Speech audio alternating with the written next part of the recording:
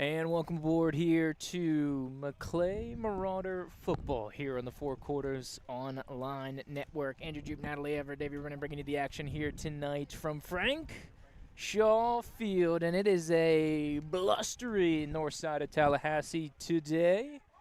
Of course, visitors from Alabama. So you may be wondering, they're not from around here, are they? And that is correct. Of course, a powerful program coming in at 6-1 are the Chambers Academy Rebels here. And of course, two-time defending AISA state champions. So this is a high-powered program. Loves to run the football. Offensive line, defensive line are the strength of this football team. So we'll see how Maclay can take care of business against the visitors from out west. Wyatt Long with a fantastic kickoff, as he's been doing all season long, a touchback. And the visitors will start with the football from the 20-yard line. Of course, Chambers Academy going to have the blue and white helmets, the white tops and the blue pants. And on the flip side, the Maclay Marauders with the Carolina blue helmets, Carolina blue jerseys, and the white pants. Though the way Carolina's playing, we may start calling this light blue here shortly. Shotgun snap on the way. It's going to be a pitch on out on the sweep. Pursued really well by Maclay, getting bodies to the football. Jam up the ball carrier. Number 3, Aiden Tilley, here for Chambers Academy. They love the jet sweeps, and they have an offense that resembles kind of a wildcat look. You've got a running quarterback here, number 23, in Hunter Andrews, and not a lot of passing from this football team. Typically, goes the scouting report, you'll see a lot of jet sweeps and a lot of motion coming from these programs as we have some movement on the line. Here as we have a snap from the quarterback, getting us going here in the early going. And it's going to be offsides here with the early jump from the Marauders. So that is one thing the Chambers is going to try to chip away at here tonight. So something to keep an eye on here for the Marauders, who are coming off their first loss not only of the season but in the Coach Sloan era. So I'm personally excited to see how the Marauders go up against this vaunted rushing attack. Rush off the right-hand side, plowing forward to the 30. Nice bring down on the play there by Grayson Stevens, the 5'9 senior, able to jam it up. And if the Marauders are going to have some success, they're going to have to attack the run and shut it down just like that. They're going to show a little width on the field going east and west, and then they're also going to try to gash you north and south as they go off tackle there, of course. Like we said, offensive line is the strength of this program, and they got some big bodies up there on the line. Andrews once again out of the gun, handoff coming near side, try to get around the horn. Richardson pushes the ball carrier Yurda out of play, and there's a penalty flag out on the field here just outside of the 40-yard line. So it's either holding or late hit out here on the perimeter. So usually extracurricular, face mask against the Marauders. So it's going to be a free 15 for the visitors. And off and rolling, they will have a penalty added on to the end of the run. So it'll put them onto the Maclay side of the field. Of course, like we said, getting down into the 60s here at Tallahassee. Maybe by game's end, we may be talking 50s. And a blustery back here in the woods at the Maclay School. Just off of Maclay Road. Look over to the sideline here for Andrews, checking in with Yurda. Can expect to see a lot of 6, 23, and 3. Here comes the pressure from Maclay. Great surge through the line. Austin Van Lanningham, number 55, leading the charge for the Marauders, but surging through, and they're going to have to slice through and get after into the backfield like that if they're going to break up this vaunted run game here for Chambers. So to bring up about a loss of 3 on the play, back to the 50-yard line.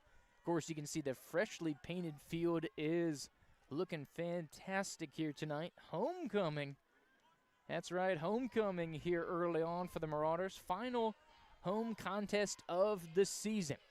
So second down at about 13. Motioning in, sidecar right is Yurda. There comes the jet sweep there from Tilly. Tries to get around the corner. It's going to be sought out well. Football's on the ground. Maclay picks it up. No whistle. They're going to go down the far sideline. It's Tucker Popple. 10-5.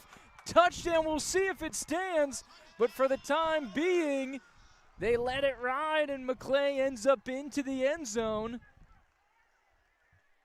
No indications that he'll be coming back, though we have a conference down at the goal line.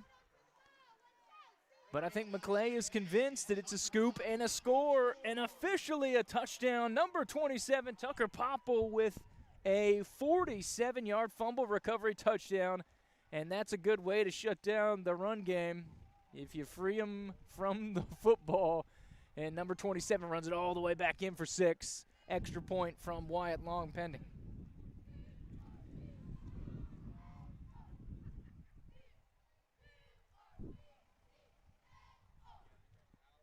Holdover from the set here, stretching out is Bashir's. Bashir's first opportunity on the field is to hold the football. Not what he imagined, but I can anticipate that he's okay with it.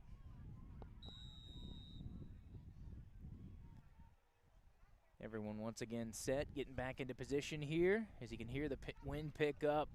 Hold is down, and kick is good. So make it 7 from Maclay to start in the early going after the 47-yard fumble recovery touchdown. Tucker Popple on the scoop and score here for the Marauders. So a little bit of silence comes over to the visiting side of the stadium after a productive first 4 or 5 plays of that offensive drive, aided by the face mask, but the old turnover game, the old equalizer, tipper of the scales. So great job by this ball-hawking Maclay defense for the old grip and rip, and takes it the other way. Of course, coming off a loss, like we said last week, to Taylor County. Held it close in the first half, and then Taylor kind of ran away a little bit on the Marauders late. It was a 4-score game. They brought it all the way back down to 2 scores. We're heading in to try to make it a 1-score game. Taylor County ended up pulling away in that one. But depending on who you talk to, the Bulldogs down in Taylor County may be the best team in the rural classification. I'm sure Bloodstown and Madison County would have a thing or two to say about it. But if you're projecting the Final Four, as long as they don't meet up head-to-head, I think you'd be pretty comfortable with those 3 making the Final Four here. But back in 1A, Maclay Marauders looking smooth for an out-of-state, out-of-district competition here tonight. Game of interest down the road, down on the south side. FAMU DRS and NFC battling in the other half of the district. Of course, if FAMU DRS beats NFC, Maclay would get the auto bid to potentially go ahead and win the district, though they would have to defeat NFC. Of course, the tiebreakers get a little funky in that regard, as the handoff coming off the right-hand side is Yurda. So potentially a wild 3-way tie situation. If FAMU DRS went ahead and beat NFC, NFC goes ahead and beats Maclay, then we get into a 3-way tie for the district, and then we'd go off the FHSA points. So looking at that, you can assume Maclay would get the go-ahead based on the point separation between those clubs. But, of course, we're trying to handle it the old-fashioned way, potentially for your Maclay Marauders, of course, hoping they'll win next week when they head to NFC. Right down Main Street, a powerful rush, breaking tackles here for Chambers Academy. That's going to be Eli Wharton, one of their big dogs in the run game, and he's the north-south. He's more of a fullback type, of course, in this stable of running backs. You have Yurda. He's more of the every down guy, number 6, and that's kind of your bruiser, number 21, Wharton. Under center now goes Andrews. Here's to the fullback, Wharton. Rush right up Main Street on first down. And this is a tendency of Chambers. If they get it going, they will push tempo, and they will try to go fast and furious. For those who are familiar with football north of the border, high-tempo teams, anybody familiar with Benedictine, blazing fast speed there. If the Rebels get it going, they will go up tempo. So something to keep an eye on here for the Marauders. Andrews back under center. A little bit of a wing look here for Chambers on the end around. Wrap up, first man to the scene. Good contact, and here come the reinforcements down to the 20-yard line, and it should be enough to move the chains.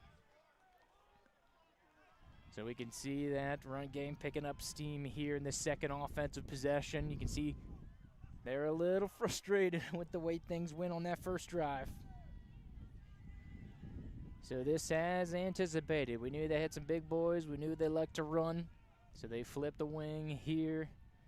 Yurda in the backfield. They're going to give to him, number 6, on the end around the outside of the line, trying to scoop and go north-south. He'll rip about 7 or 8 on the rush there, does Peyton Yurda.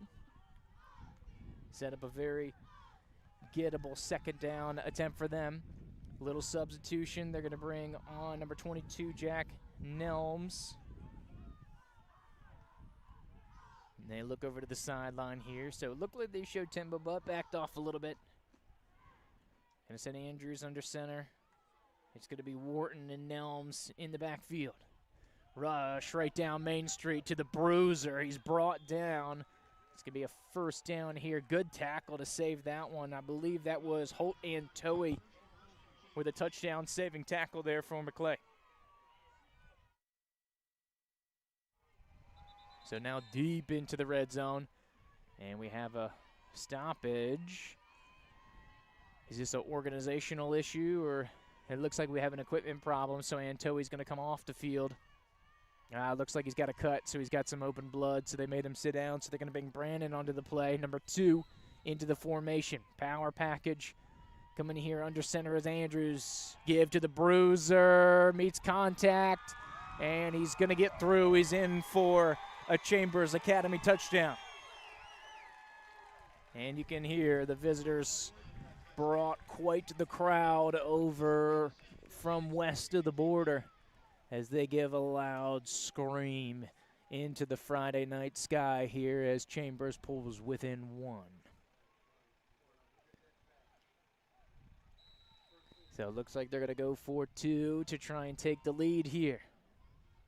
Wharton and Yurda give Wharton, and he's going to be short. So Maclay comes up big with the stop there. Surging forward on the right side of that defensive line. Big step up there. Van Lanningham and Wildrick in the area. And it looks like this may be a point of emphasis here for tonight's action. Are those point after attempts? So Chambers elects to go for 2. Comes up short. Maclay, of course, Wyatt Long with the rocketed extra point. Has only, I would say, has only missed 1 kick, but I feel like that would be inaccurate. He's only been unsuccessful on a single kick all season, whether it's extra point, whether it's field goal, and that was off a blocked attempt down at Bragg Stadium versus FAMU DRS, but he has not missed a kick. Of course, in the scorebooks, and it looks like Chambers is thinking onside kick. I don't know if Maclay got the memo here. Kicker number 25 is in position for an onside. Nix is going to go pooch. Fair caught at the 32. Good move there by Drew Lemondola, the kicker and second-string running back. Or, sorry, second-string kicker and running back Drew Lemondola. And so pretty good field position for Maclay to start things off. Right about the 32-yard line. And, of course, this is looking like that heavyweight battle that we probably anticipated that it would be.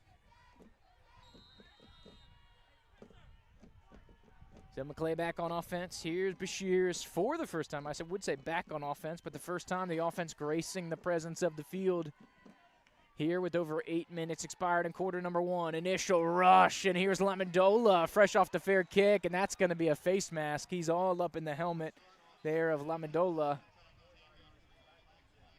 So that'd be a free 15 from Maclay. That's about as easy a call as you can get out there. Tried to rip his helmet off, it looked like, but a good surge on the left side of that line. Here's that personal foul, face mask.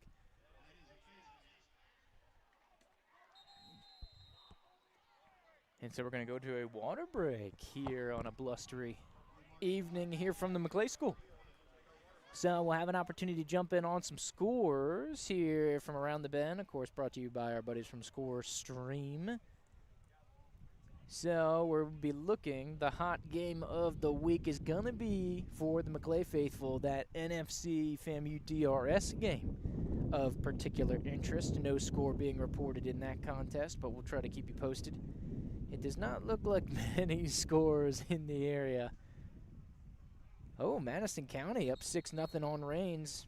Early start out there in Jacksonville. Really good Rains program again this year. Scrolling on down. Not much action. We got some panhandle games. We got some 7:30 kicks. So not much is off and rolling for us so far.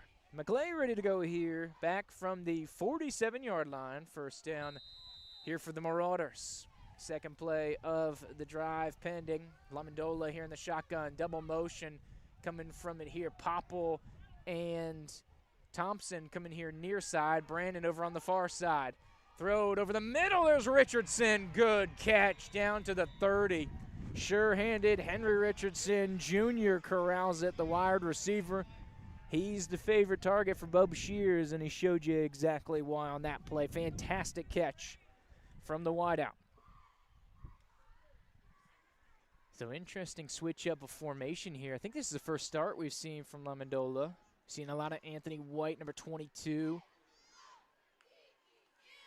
Here's a give. Here's Lamondola. Goes north-south. Twist out of it. Inside the 25. Inside the 20. And how about the scrappy 5'6" tailback with an emphatic run here. Penalty flag flies. This one's a little extracurricular activity on the field here. So we have a nice little stoppage going on as we have a council. Referee's been a little busy here in the early going. See what the ruling is as we have a 2-referee conference. Was 3 in the midst there. And we have a dead ball personal foul on the defense. So once again, a free 15. So we've seen a total of 3 personal foul penalties here between the two squads. So a little after-school activities here from the Bama boys. So first down and 10. It'll be from just outside the 10. So it looks like they are able to get a first down without getting the touchdown.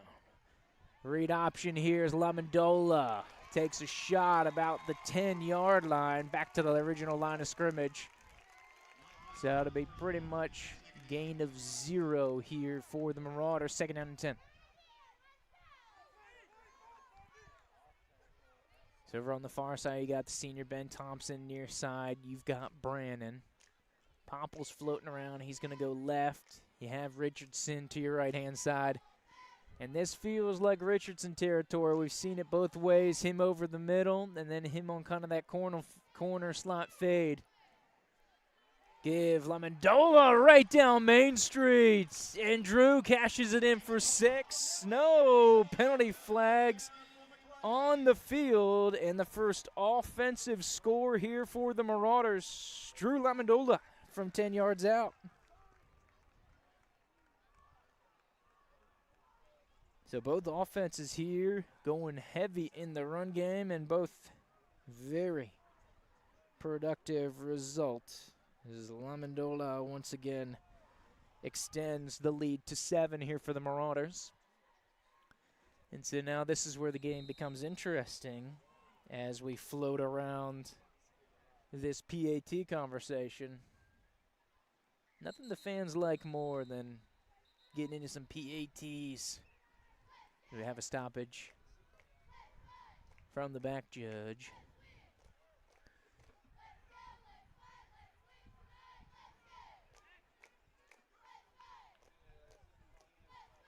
And so some about the equipment. He didn't like something about the mouthpiece. And so that's why you got your backup kicker ready to go. Fresh off the touchdown. Here comes Drew Lamondola. Got some reps at the end of that DRS game. So it's like, hey, coach, I'll run the touchdown. I'll kick the extra point. I'll rip some field goals. I'll do whatever you want me to do. Low snap handled well. Extra point is up, and it's off to the left. So we're still at a 7-point ball game here. Just under 6 minutes to go. Still that 7-point margin here from the Maclay School.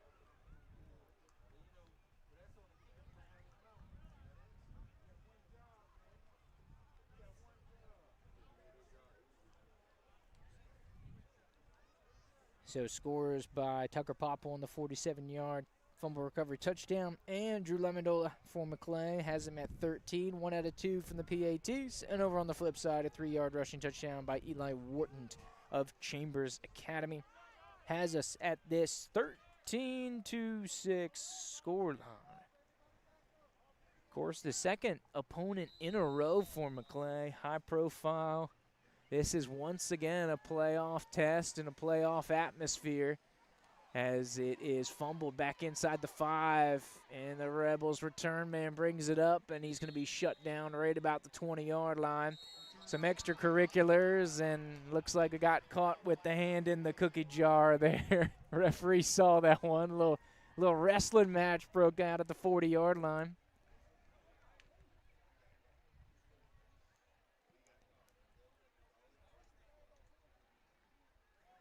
It looks like they got some inspiration down from the downtown area. There's a fight night going on downtown tonight. It's like they got a little pregame, a little first card fight of the night here at the Maclay School. So that's something that you don't want to do for a high-powered offense, is give them 15 free ones, excuse me. So ball's going to go all the way up from what was at the 20-21 all the way up to the 36-yard line. So good positioning here for the Rebels to go forward.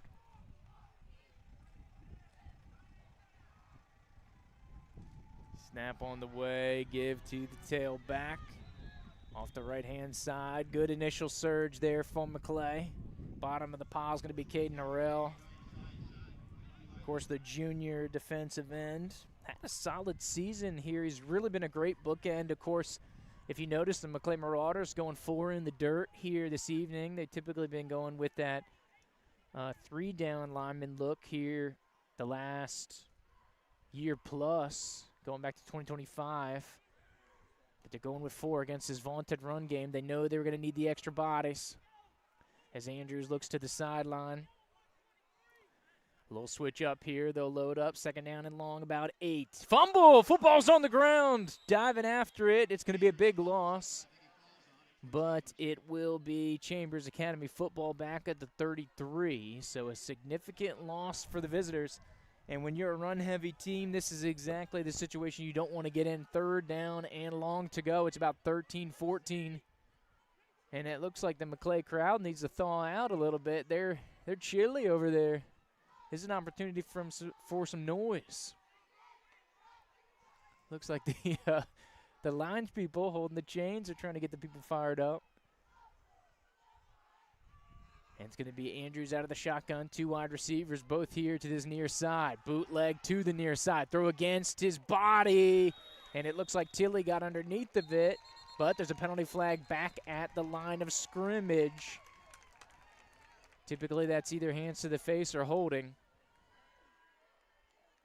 And from the body language of the Rebels, it looks like it's going to be on Chambers. Oh, that is.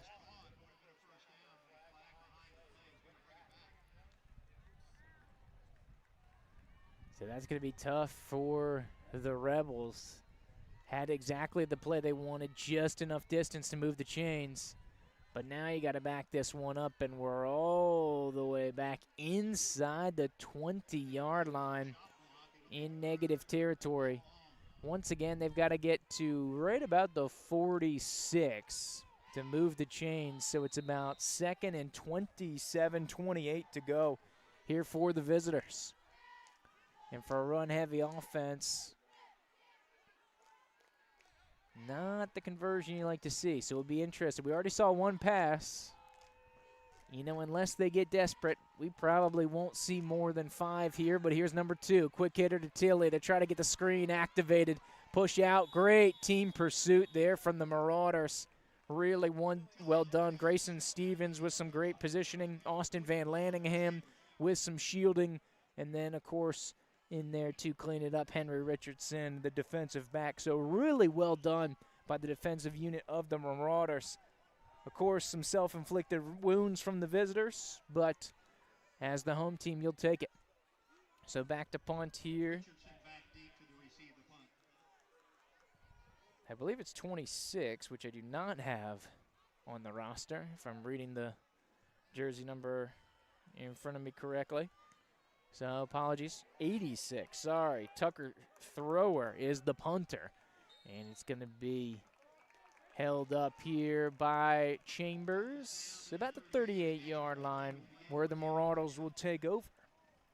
So a big stand here for hometown Maclay, so an opportunity to swing momentum their way already once again. So for a team that has a lot of offense that was talked about here early, generated a touchdown on the turnover, and now on the third offensive possession, get a big-time stop. So 2 out of 3 for Maclay. You got to be liking what you're seeing here for the Marauder faithful on homecoming. Bashir's and the boys looking over to the sideline to get the run down. It's going to be Lamandola side call right, 4 wide receiver look. Chambers showing pressure. They bring 6. A little QB sneak. Bashir's football is on the ground. Fumble is out. And Chambers is going to come away with it. Got caught in the scrum, and the big boys ripped out the football. And how that changes momentum here in the early going, as the Rebels able to have their best field position of the night here for the 41-yard line. So the Maclay defense, who was busy last week against Taylor County, will once again be called upon for the stop. So we'll see what Arizo, Wildrick, Murphy, and Harrell can get on that defensive line to try to get things going. I formation look, 1 traditional receiver here for Chambers. Give is to Yurda. He sidesteps and slaloms through for about a 4-yard rush to the 37 in Maclay territory.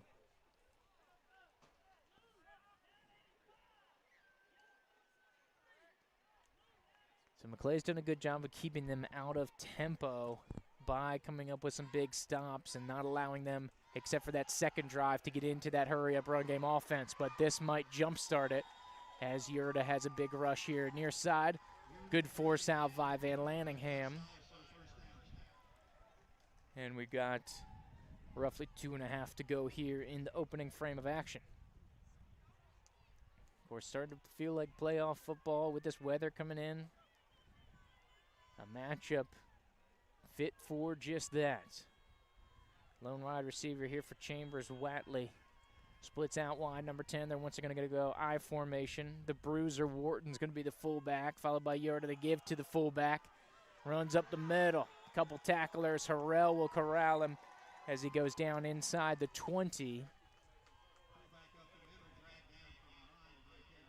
So good rush for the visitors, and it'll be second down and very manageable. About 4 to go here on second down.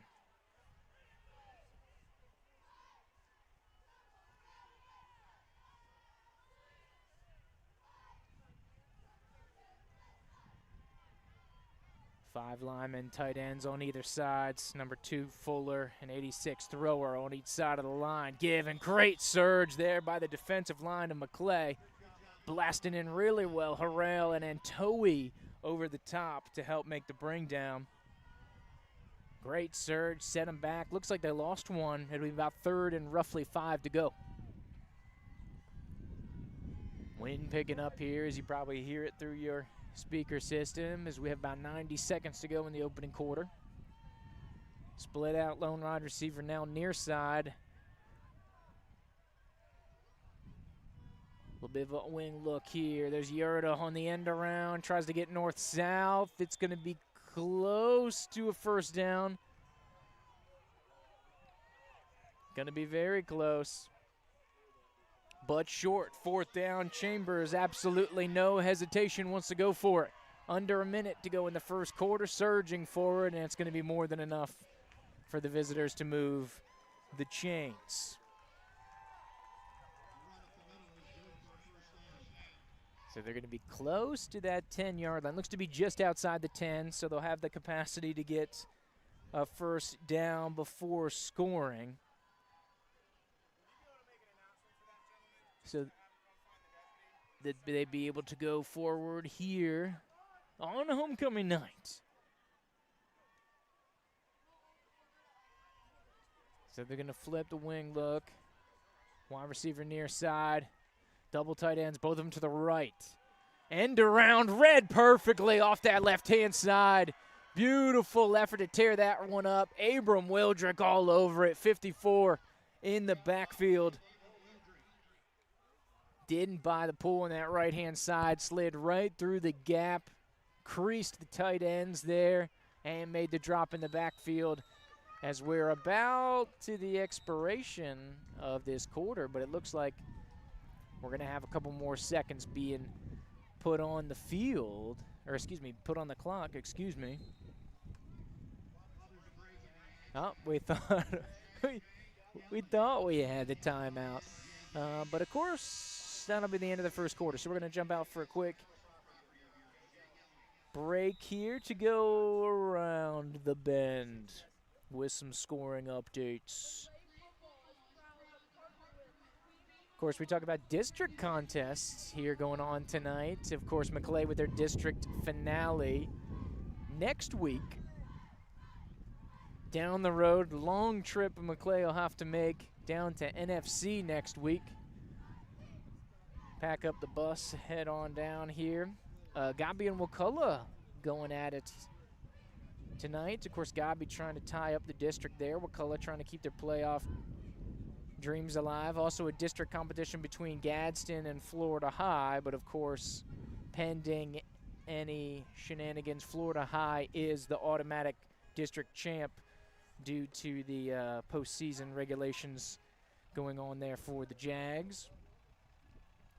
Other great slate of games going on here before us, which we'll provide to you when we have that opportunity. We will keep an eye on them. Not many scores being reported so far early. We do know that at Gene Cox Stadium, Godby has intercepted Wakulla and is on the drive. Opening quarter, Florida High and Gadsden, some early scores, 12-7. Seminoles lead the Jags. Madison County trails Rains as they added a touchdown, 7-6 in favor of the Vikings. No score from DRS and NFC, as is the case for many of the other games in our area. A lot of 7:30 starts, a lot of Central Time Zone starts going on. Leon with the lead over Marietta, 7-0 early, as the Lions have it going on against the Dogs. But back at it here from Frank Shaw Field. Also, Lincoln leads Chiles 7-0. Back at it from Frank Shaw Field. I formation. Play action's the third pass of the game. Looking to hit the big bruiser, Wharton, back towards the original line of scrimmage. So we got to keep a tally on these, because I think the over-under was right about 4.5 passes. Chambers on a blistering pace, already 3 passes logged here in the early going of this ball game. So 3rd down, and it looks about 11. And we have a little stoppage here while we get things reset. The clock's looking good, though, this week. Of course, running smooth. So it looks like the Marauders athletic staff put some work into it. We made some adjustments, tightened things up. Now that I think about it, probably shouldn't have verbalized that we're having no issues with the clocking equipment here at the stadium, but as is the nature of what we got going on here tonight. So resuming the action as we get things organized. Ball from about the 13.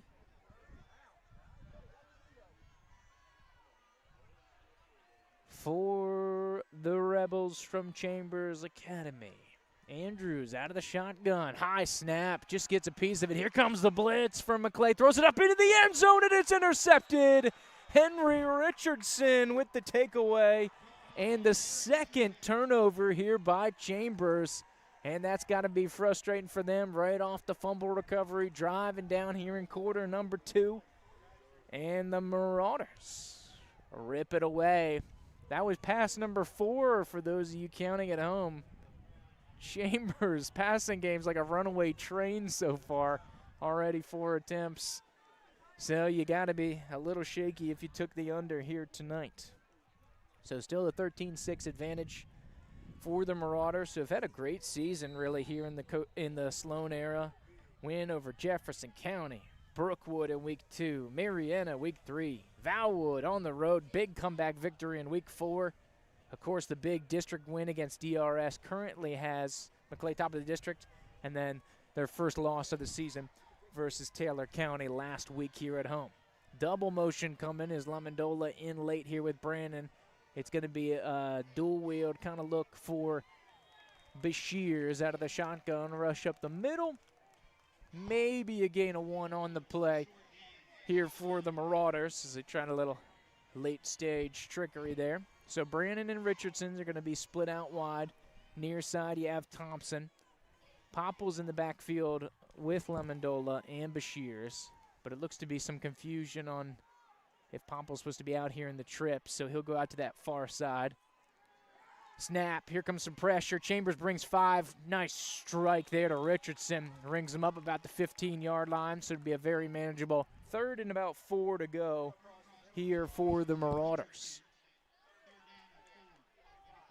And Richardson's been very sure-handed tonight.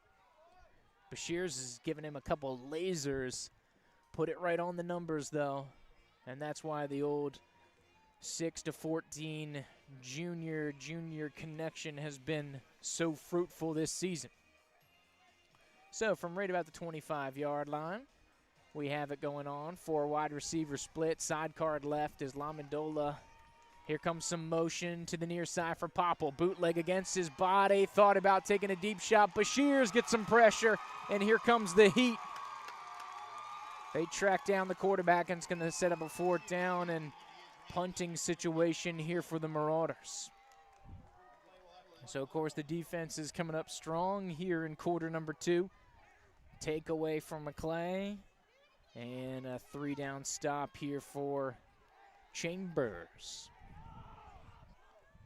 Bryce Molding back to return. So the quarterback Bashirs, to those for the Marauder faithful, you of course know that he is also the punter, but some of the visitors weren't buying it. They were a little sketched out.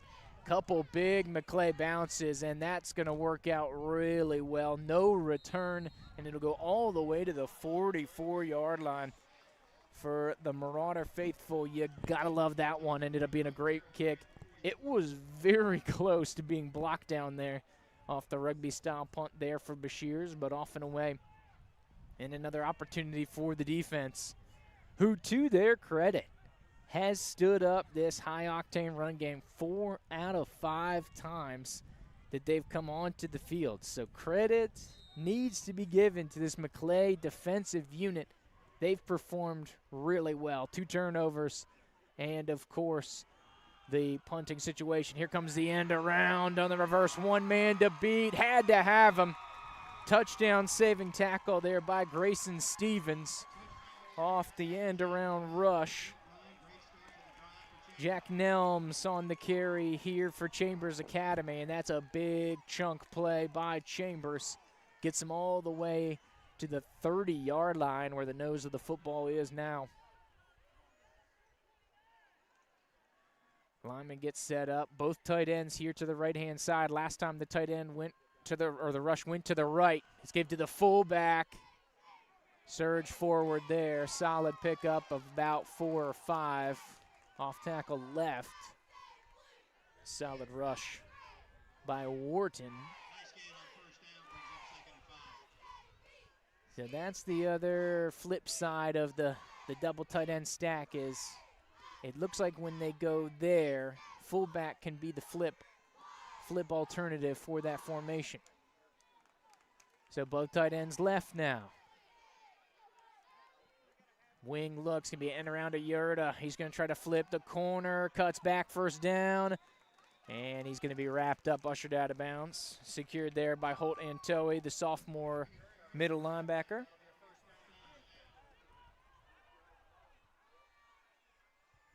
Enough to move the chains as this one is inside the 20, about the 18-yard line. So they'll be able to get down inside the 10 if they move it here. End around to Yurda once again, turns the corner, nobody in front of him. It's going to be a touchdown here for Chambers.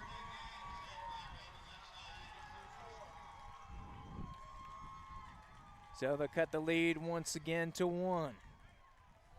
Last time they went for 2, they seem to be under the same expectations here this time. So the stakes are the same. Convert, get the lead. Don't convert, Maclay leaves the lead. As is their first touchdown on the day. But of course that one 18-yard rushing touchdown there by Yurda. Both tight ends left, give to the bruiser, Wharton, and he's in. So the 2-point for Wharton is successful. And so it's 14-13. That extra point PAT for those scoring at home is the difference in the ballgame. So about 8.5 to go here before halftime. And we got a little high-scoring affair as the visitors get loud. Gotta say, these Alabama boys brought themselves the whole town with them. The mayor must have set up some kind of convoy to bring the city out here today from Lafayette, Alabama. Making a nice 6-ish hour drive. Looking around at the rest of the bend here.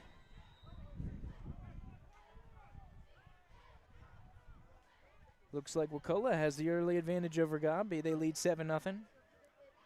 Seminoles add another touchdown. It's 19-7.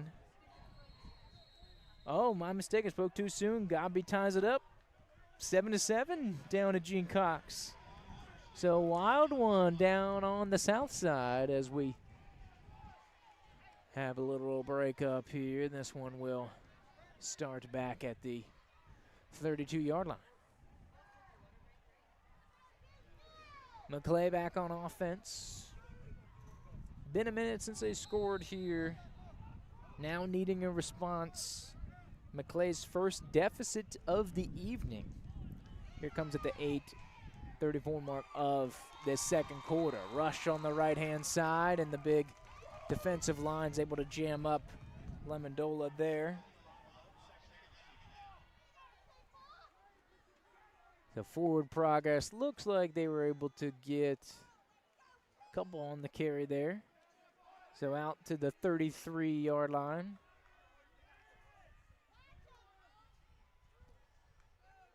And 34, I guess. Right in between, 33, 34. Need to get to 42 to move the chains. Slot back, Popple to the right. Here comes the pitch on out to Lemondola. Caught in the backfield there. It's going to be the tailback here for Chambers making the drop. Yurda. So 3rd and long here for the Marauders. Maclay this season has had some big 3rd down conversions. So this is not unfamiliar territory here for your hometown Marauders. It'll be interesting here how they get it.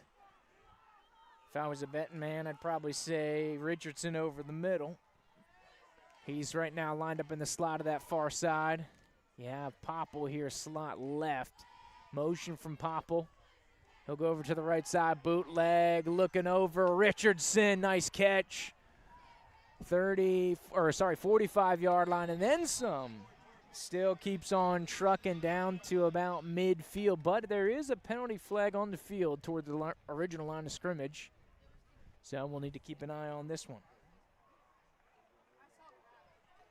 Here with about 7 to go from Frank Shaw Field. You can see good crowd out here tonight. They're starting to get a little lively after that big Maclay connection there. Penalty on the defense, so they will mark off the yardage from the end of the run, and it's going to be a big one. 15 yards added on to the end of the run, so of course that'd be a personal foul. So those looming large, we've seen both teams have 2 big personal fouls. Total of 4, 2 each way. Popple's going to be in the backfield. 3 wide receiver look. Thompson all by his lonesome here to the near side. Gave to Popple. Cuts back against the grain. Surging through tacklers. Turns. Try to get extra second effort. They haven't blown the play dead. Hold on to that football, Tucker. Down to the 30-yard line. And this one might be in the area of holding. Sideline warning on the visitors. The referee is with a reminder to back that thing up. Can't get on the field there. Easy now. I don't know how they do it in Alabama, but I guess stay outside the lines here in the Sunshine State. And I think that's what the conversation going with Coach Allen is here. Of course, Coach Allen, he's a lifer out there at Chambers Academy. I think he's over 30 years coaching. A lot of players he's had for 9 years, all the way from Pee Wee to JV to varsity football coming through the system. Bashirs looks him off, thought about taking a shot. Now he's going to tuck it. Hands up by the face mask, but I don't think that they saw it. Dropped back at the 37-yard line. So to bring up a big 3rd down here for the Marauders. Had a little momentum, got the penalty. Nice big connection to Richardson. But a couple plays been stood up. So how do you respond here in plus territory? I don't think we're quite into Long's range right now. So you think about an interesting situation. This might be go-for-it territory here for the Marauders. So it'd be interesting to see how they play this one out. Rush up the middle. LaMendola almost breaks free. But he does get inside the 35, so this is more manageable. Feels like they're going to go for it here on 4th.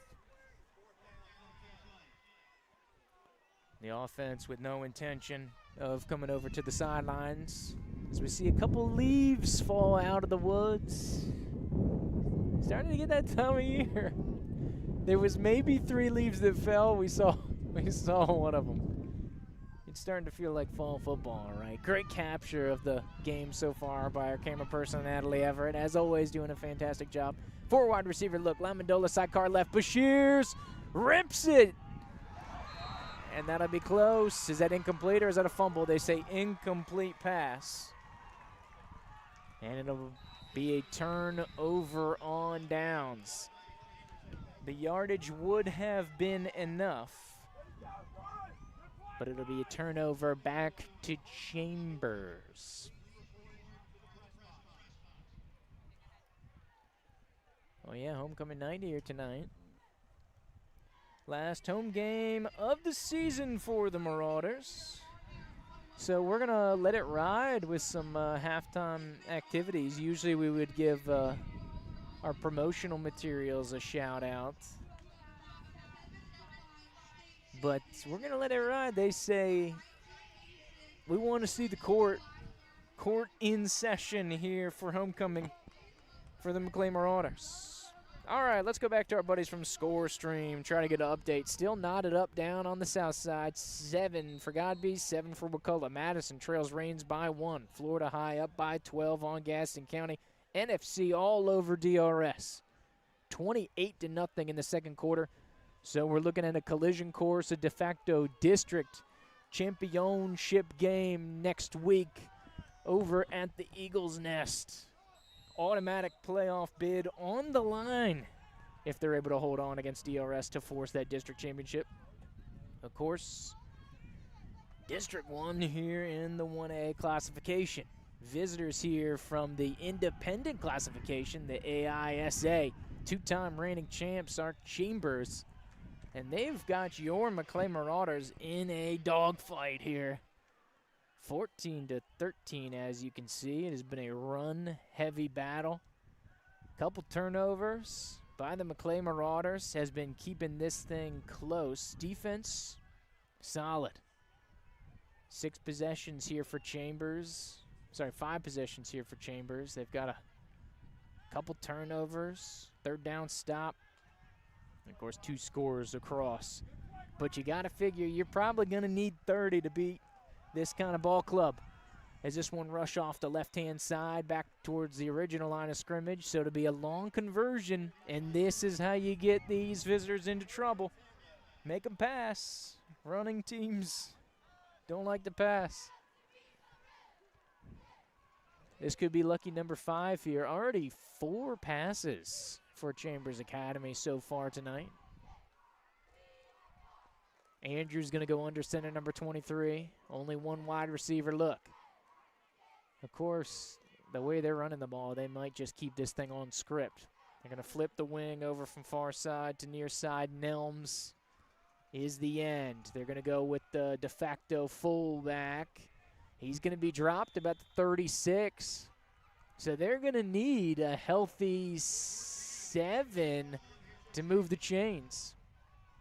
I don't think Coach Allen's bringing on. Oh, there he goes. Bringing on the punt team. He thought about it, did the veteran head coach. Of course, caught a little bit of his preseason press conference that he had with some of the local media, and they were excited about the Maclay school. Said they were going up against a big school here from the capital city in Florida. They're excited to represent their state. They're playing a Florida team and they're playing a Mississippi team, as this punt is a spiraling whirly bird that rolls towards the sideline. Picked up at the 38-yard line there by Philip Belcher. I think Philip Belcher is one of the stars of the Chambers Academy news team. A couple players, including Gabriel Bridges, on that news team as well, big number 52. Of course, you do some research for the opposition. Sometimes you stumble into something interesting, so I thought the media presence from the boys from Chambers was pretty solid. Back here for the Maclay Marauders, Lamandola, first effort, shakes out of it. Oh, the 3rd one's going to get him, though. Whistle blew. Coach Sloan, he's a little curious about the extracurriculars. And he'll be back, tackled for a big loss. They're going to give him forward progress, and I think the visitors aren't too pleased. They're saying he kept going, so they wanted the big loss back here. But it's going to be a loss of about 2 as they give him forward progress. That's kind of how we do it here in Florida. 4 wide receiver look, trips to the right. Brandon's the lone wide receiver here. Sidecar right is Lamandola. The 5 linemen, under 5. 3 to go, quick hitter. Oh, into traffic. Batted down, is going to set up a 3rd down and long for the Marauders. So you got to be careful in this situation. The defense looking to jump up on it here for Chambers. Got to hold your reserve here because this is a dangerous zone. If you turn the ball over. I think spotlight's going to be Richardson. He's in the slot. 3 wide receivers left. Stoppage coming here.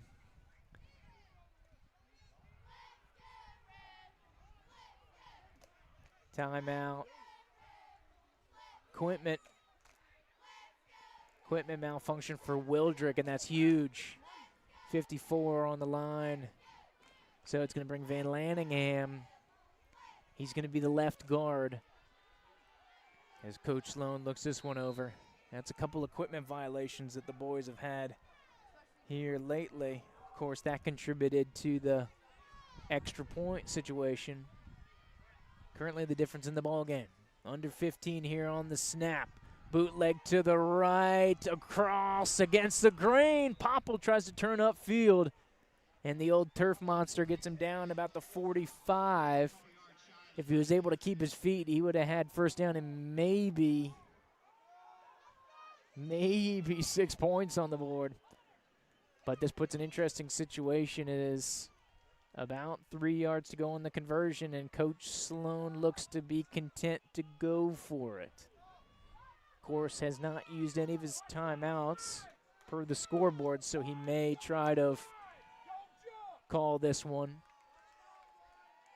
as he doesn't look like taking an offensive snap at this point. 5 on the play clock.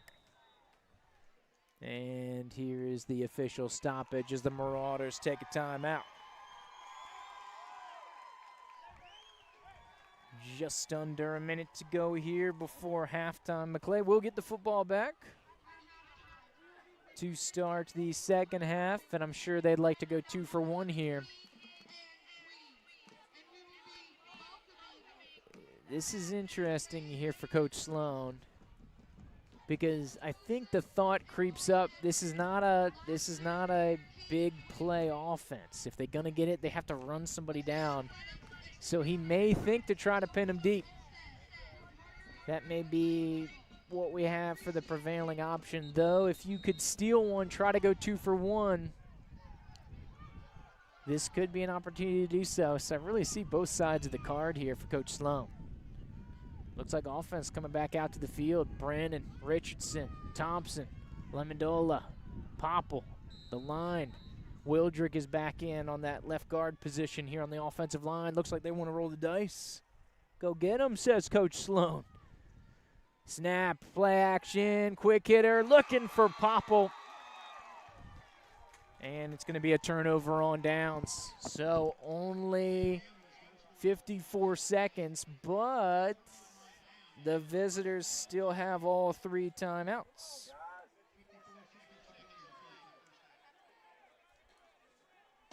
So should be of some intrigue. Of course, only having to go 45 yards. You've got 3 timeouts. So I don't think you're in necessarily a rush mode here if you're Chambers. Andrews, quarterback, 23, is going to go under center. 2 tight ends, both to the right. 1 wide receiver split out left. End around, here's Yurda. Great wrap in the backfield. Antoe with a fantastic foot tackle there. Had to have him.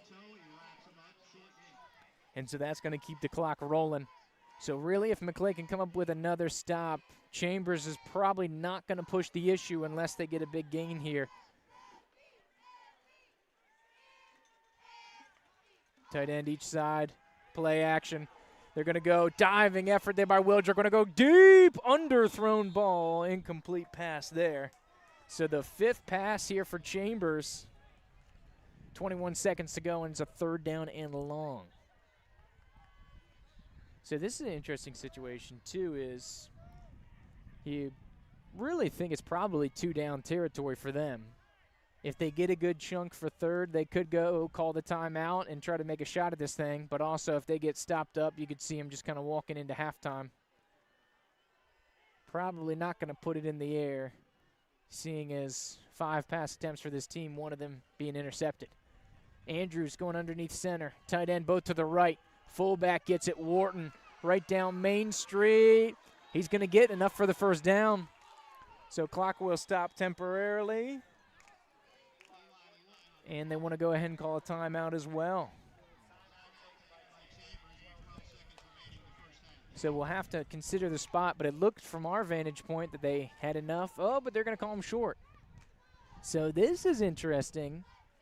If they do not convert, Maclay's going to get another shot at this thing, unless the play takes 12 seconds. Well, we'll see. Seen stranger things here at the high school level, so you never know.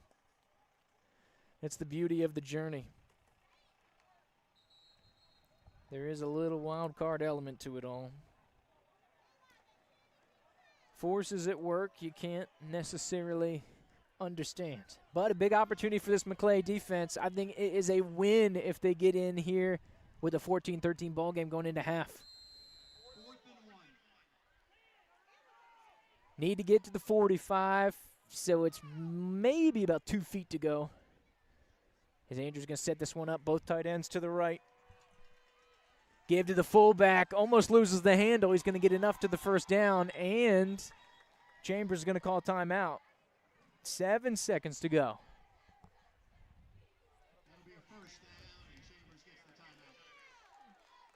So an opportunity to think on this one. So 7 seconds. That play took about 5. The thing is, with what Chambers has shown, you don't think that they're going to throw deep. So if I'm a defensive back, you're probably crashing on some of these routes. Based on what we've seen here from the quarterback, looking to get it out quickly and try to move things along. But, of course, they got to go against the scouting report, so we'll see what we have going on. 7.8 to go. This is a tense ball game. Maclay still an opportunity if they get a quick incomplete or they come up with some kind of turnover, would potentially get a shot at it.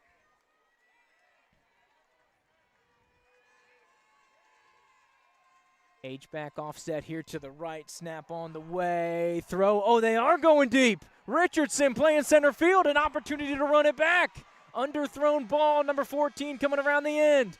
Tries to get to the near sideline. Look at it cut back against the grain. And the third takeaway from Maclay in the first half as the defense holds the high-octane offense to 14 points. 3 takeaways. 6th pass by Chambers, 2 interceptions by Maclay. And we will go into the halftime break. 14-13, a thrilling playoff atmosphere type of football game. So what we're going to go ahead and do is we're going to keep the camera rolling here for homecoming. We're just going to lock it in at center field. We'll leave the mics open. If there's a PA announce for some of the players and the rest of the homecoming court. So your broadcast team is going to take a quick breather, but the show goes on here. Homecoming on the north side, 14-13. Andrew Jupe, Natalie Everett, Davey Brennan on the broadcast here. Come right on back for the second half. JK, stay tuned for homecoming halftime.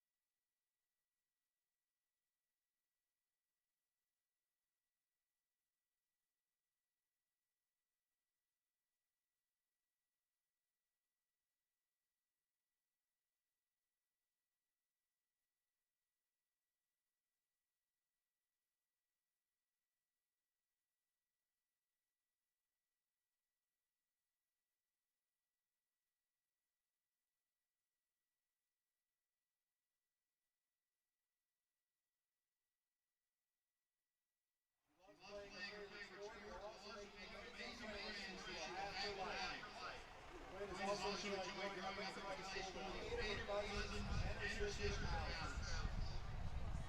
Brett Lee has been playing for 12 years along with his 3 older sisters. His favorite play memory is the 8th grade civil rights trips. He loved hanging out and laughing with his friends while going to museums and theme parks. Please give a round of applause for our freshman class homecoming court representatives, Quinn and Brett.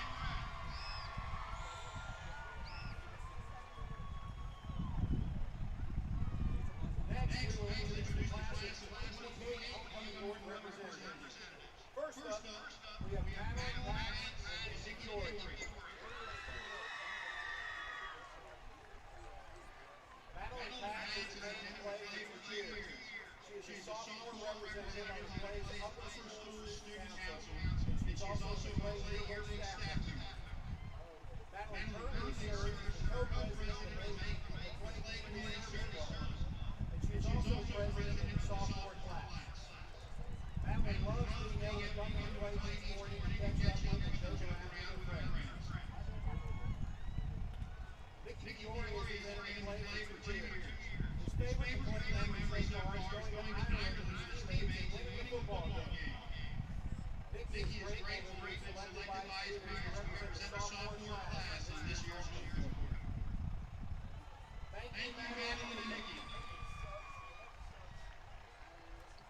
Our next sophomore class representatives are Ellie Lears and Dave Brown. Ellie Lears has been attending Maclay for 3 years. So far, Ellie's favorite Maclay memory is getting to cheering football games every Friday with her friends.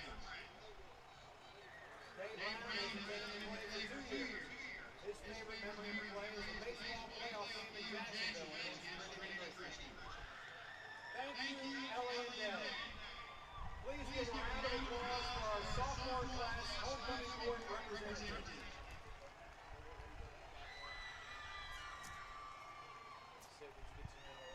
Now we will introduce our class of 2027 homecoming court representatives. First, we have Avery Greenwood and Drew Landola. Avery Greenwood has been in Maclay for 3 years.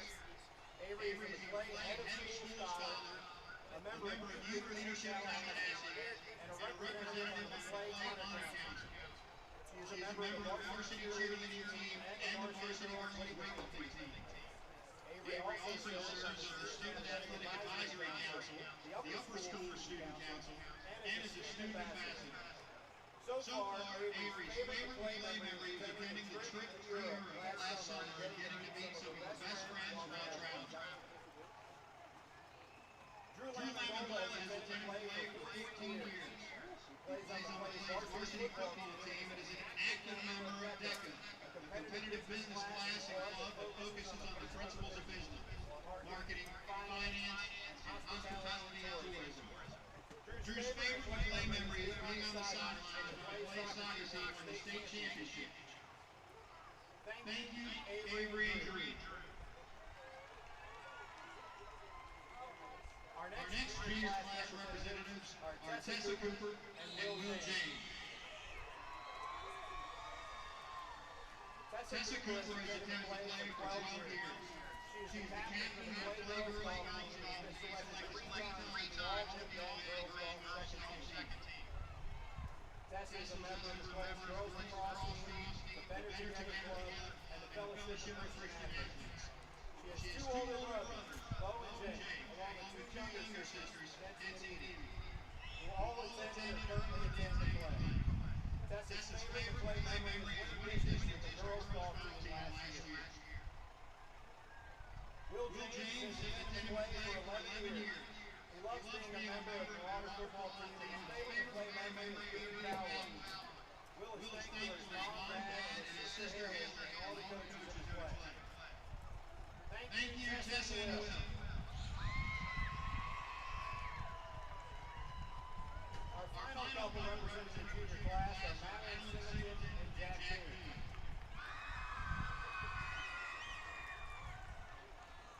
Madeline Grace Singleton has attended Maclay for 10 years. Along with being a member of various honor societies, Madeline currently serves as the Maclay Student Ambassador and is coached vice editor of the Maclay Football. She plays on the varsity girls lacrosse team and is an active member of the Women's Service Club and the Better Together Service Club. Madeline's favorite Maclay memory is previous launch for the homeowner chemistry team and all the Maclay homecoming and state hockey teams. Jack Booty has attended Maclay for 3 years. He's been a member of Maclay's cross-country and baseball teams. In the summer of 2024, Jack is traveling to Peru with his classmates for a Spanish immersion service learning trip. He truly appreciates his family, the junior class, and of course the students. Jack's favorite Maclay memory is last year's spring break trip with a crowd of contestants in the Maclay baseball team. Let's give a big round of applause for our junior class homecoming representatives.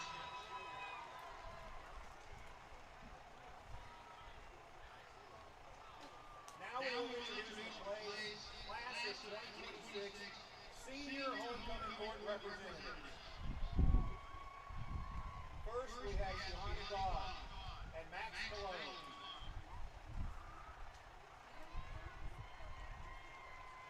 Johanna has attended Maclay for 13 years. She is a member of the Student Ambassador Leadership Council and serves as the co-president of the Upper School Student Council and Better Together Club. Her favorite Maclay memory is the junior ski trip. Max Malone has attended Maclay for 12 years. His favorite Maclay memory was going on a service learning trip to Peru, where he and other students met and helped a local Peruvian by the name of Carlos move hundreds of mud bricks to help build a school for indigenous girls who typically don't have access to education in their communities. Max also had fun staying in the Peruvian lodge with his friends, even though the room was crowded. Thank you, Johanna and Max.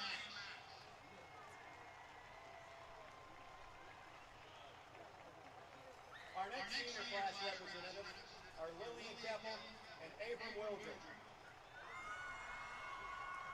Lillian Keppel has attended Maclay for 15 years. Her favorite memories from Maclay are the away games for soccer because the team always gets closer and they play better for the rest of the season. Abram Wildren has attended Maclay for 5 years. He is currently the captain of Maclay's football and lacrosse teams. His favorite Maclay memory is the junior ski trip with all his classmates. Thank you, Lillian and Abram.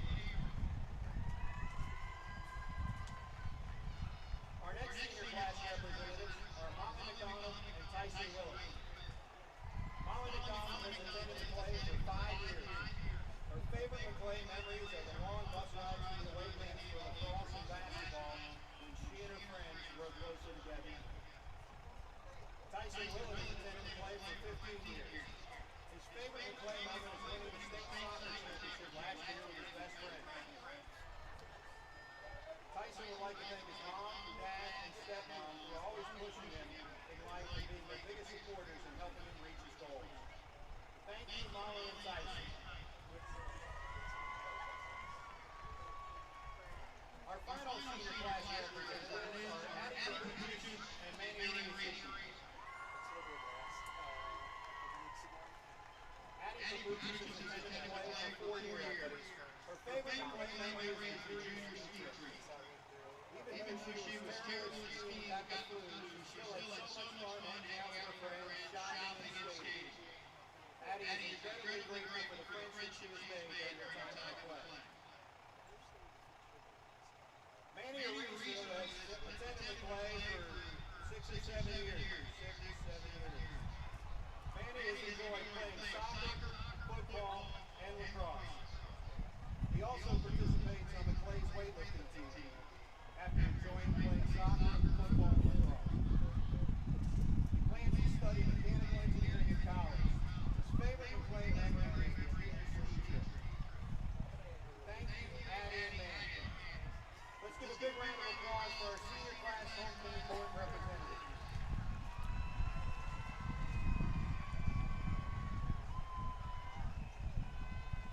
Now for the moment you've all been waiting for. Please welcome back our 2024 homecoming king and queen, Maclay graduates Colin Edwards and Gray Burleson. Here to crown this year's homecoming king and queen. Your 2025 Maclay School homecoming Tyson Willett.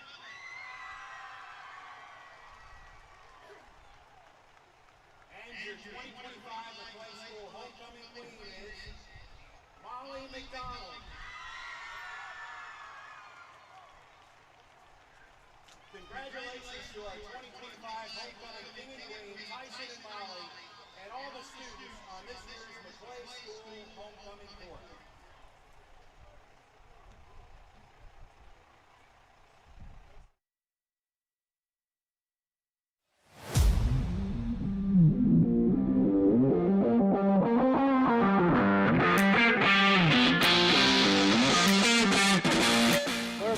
Oh, hey! Are y'all ready for the season? Yeah!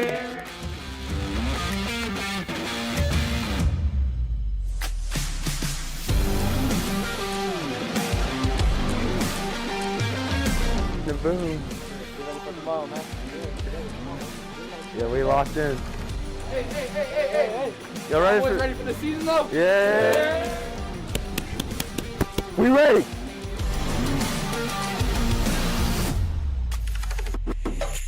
Yeah!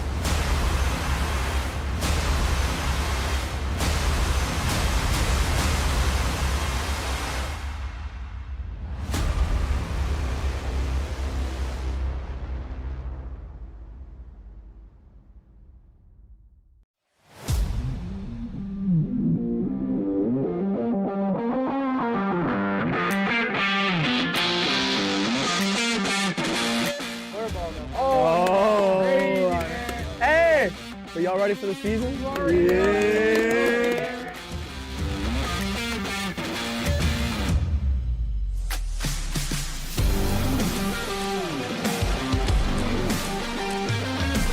Boom. Yeah, we locked in. Hey. Y'all Ready for the season though? Yeah! We ready!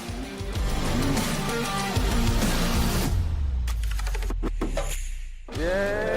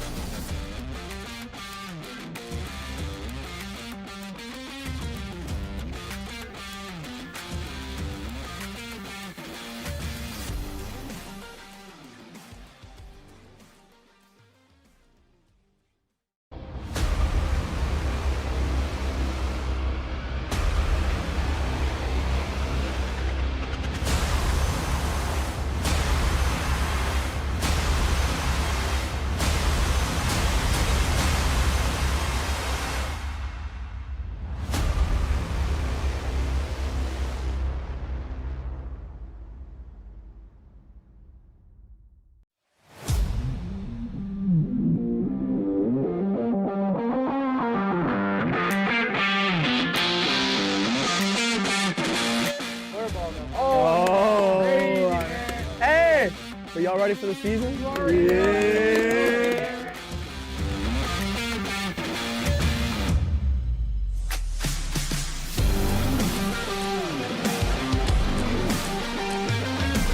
Boom. Yeah, we locked in. Hey. Y'all Ready for the season though? Yeah! We ready!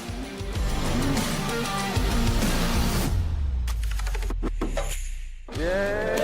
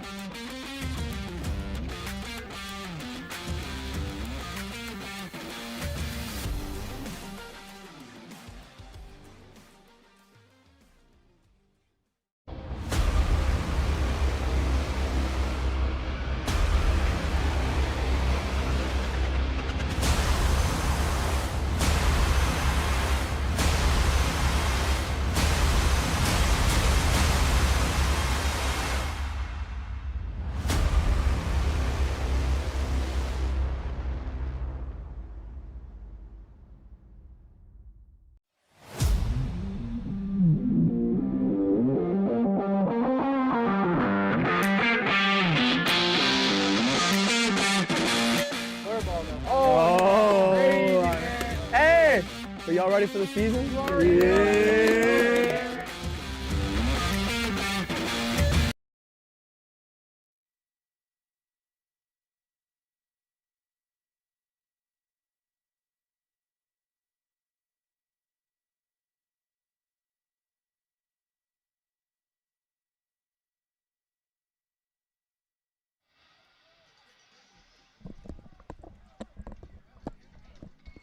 And welcome back to Four Quarters online presentation of Maclay Marauder Football. Extended halftime, and the visitors want to get this thing going. They're sick of seeing the homecoming court. They want to play football. Kick off and away. It's a pooch kick. Dangerous. Lamandola able to hit the fair catch at the 43-yard line. And Drew Lamandola, fresh off his homecoming court festivities. The junior with a nice fair catch there. He also has himself a rushing touchdown, which at the second quarter, well, at the time, gave Maclay the 13-6 lead. So, the Maclay Marauders in a dogfight with the back-to-back AISA state champs from Lafayette, Alabama. Snap on the way, give to Popple. Short gain off that left-hand side. Nice rush there by Tucker, but the defense waiting in the wings. It's a playoff atmosphere. This is a quality football team coming from our western border. Looking at a three-peat in their respective classification, and the Marauders giving them everything that they can handle. Generated 3 first-half turnovers. Defense opportunistic, but it's been tough sledding here for the last 10 or so game minutes for this Maclay offense. Into the slot, Popple does well to hold on to the football there. They'll get into Chambers Academy territory at the 49. And it'll present a third down and about 3 to go. A little tempo here from the Marauders. Anthony White into the ballgame at tailback. Bashir's with the keeper, gonna be short. He's about a half-yard short on the QB keeper, so decision time for Coach Sloan. And it looks like he wants to roll the dice. So good to see White out there. Was hoping it wasn't some kind of injury here for number 22. But the freshman phenom back here for the second half. Ball, nose of the football on the 47-yard line. First down needs to be just outside the 46, so not quite a yard to go. Shotgun snap here for Bashirs. He's going to go keeper, surging for football's on the ground. It's rolling around. There was a scrum. About 3 different players touched the football. So we're going to have to go to the bottom of the pile to fish this one out. Initial indication looked like it was going to Chambers. And is. So the visitors with another takeaway. I believe that's 3 turnovers for each side.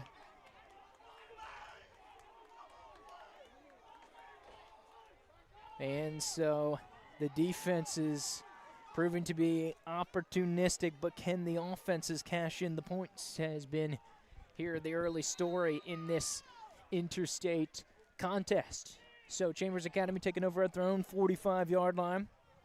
Their first offensive possession here in half number 2. Snap is on the way, surging forward. There's the homecoming king, Abram Wildrick with the drop. Or the homecoming court, I should say, excuse me. Tyson Willett is your homecoming king, number 4. Of course, but Wildrick was on the court. Fantastic stop by him. He's the big dog on that defensive line. Another fantastic play there by Wildrick to stop it up right around the line of scrimmage. So it's going to bring up second down and long for this run-centric offense. Both tight ends to the left, wing flared out to the right. Here for Chambers. Give on the end around Yard. Beautiful tack at Jace Wright coming out of the secondary. And a nice shoe tackle there. Going low was the defensive back. And the junior knifing into the backfield. It's going to be a loss of about 1. So exactly what you want for your Maclay defense. Put this run-heavy offense in 3rd and long. Of course, they've attempted 6 pass attempts. 2 of those 6 pass attempts have resulted in interceptions, so you like your odds if this one goes to the air for the Maclay Marauders.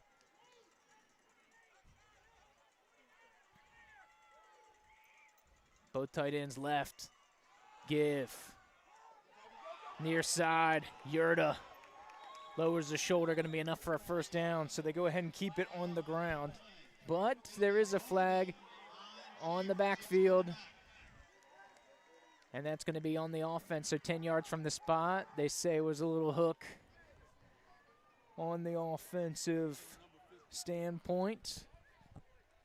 So this one will be coming back 10 yards from the spot. They're going to replay 3rd down, so Maclay catching a break here on the penalty yardage. They'll take this one. So 10 yards from the spot is going to move it back to the 34-yard line, back in their own territory. Have to get to Maclay's 45 to move the chains. So it's going to be a 21-yard conversion here for the visitors. Like we've said, they've passed the ball 6 times. 2 of those 6 have been intercepted. It's interesting to see what they have in the tank here for 3rd and 21. Under center goes Andrews. Both tight ends to the left. Wing flares out to the right. Here comes the end around. Tried to cycle it through. Maclay wraps it up well. Nelms on the rush. Antoi in for the bring down. Jace Wright also at the bottom of the pile. Caden Harrell coming in late, and it'll be a 4th down and about 15 to go. So 6-yard gain on 3rd down. Definitely an uphill battle for 4th. So I believe for only the 2nd time tonight, we will see the Chambers Academy punt team coming onto the field. It'll be Tucker Thrower, number 86, who happens to be one of the tight ends on offense. Richardson back to receive. Thrower gets it off, takes a big 2, 3, 4, 5 Chambers roll. Bounce and roll all the way down to right about the 10-yard line. So Maclay backed up deep in their own end to start here. It's going to be their 2nd offensive possession here of the 2nd half. A lot of room to take care of business here.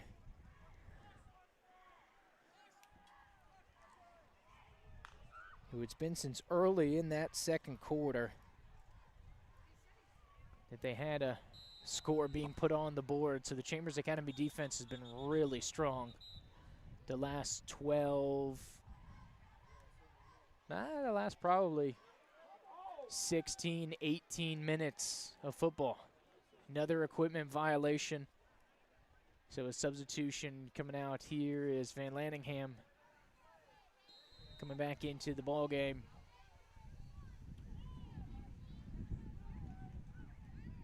Traditional 5 linemen, 4 wide set. Anthony White, sidecar right of Bashir's. Out here the shotgun. Richardson and Brandon here near side. Give to White. Peeling off the left. He's going to be stood up and driven back. Gets right about to the line of scrimmage. 2nd down and 10 to go for the Marauders. Visitors get their own soundtrack going. They didn't like the speaker music options here from Maclay, so they decided to bring their own.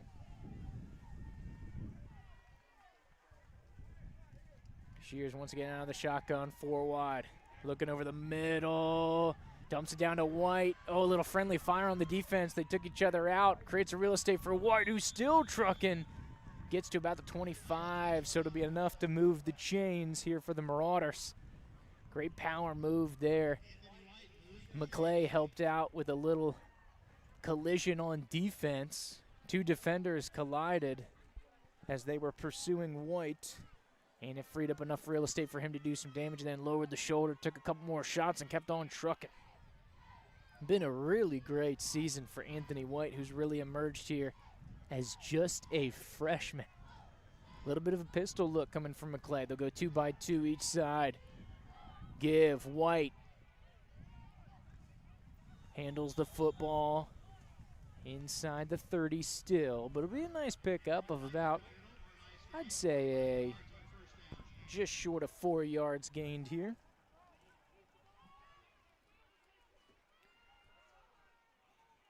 Popple's going to come back into the center of the formation, so it's going to leave Thompson by his lonesome out on the far side.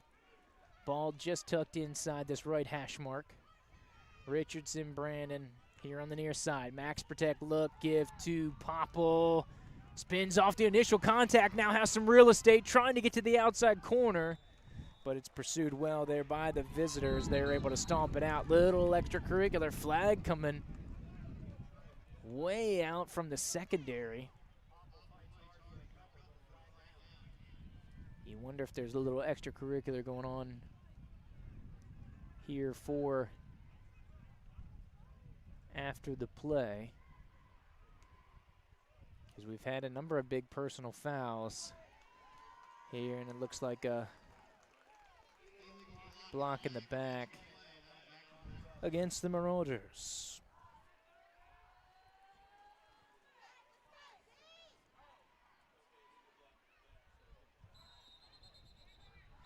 So they're trying to signal third down to the side judge here.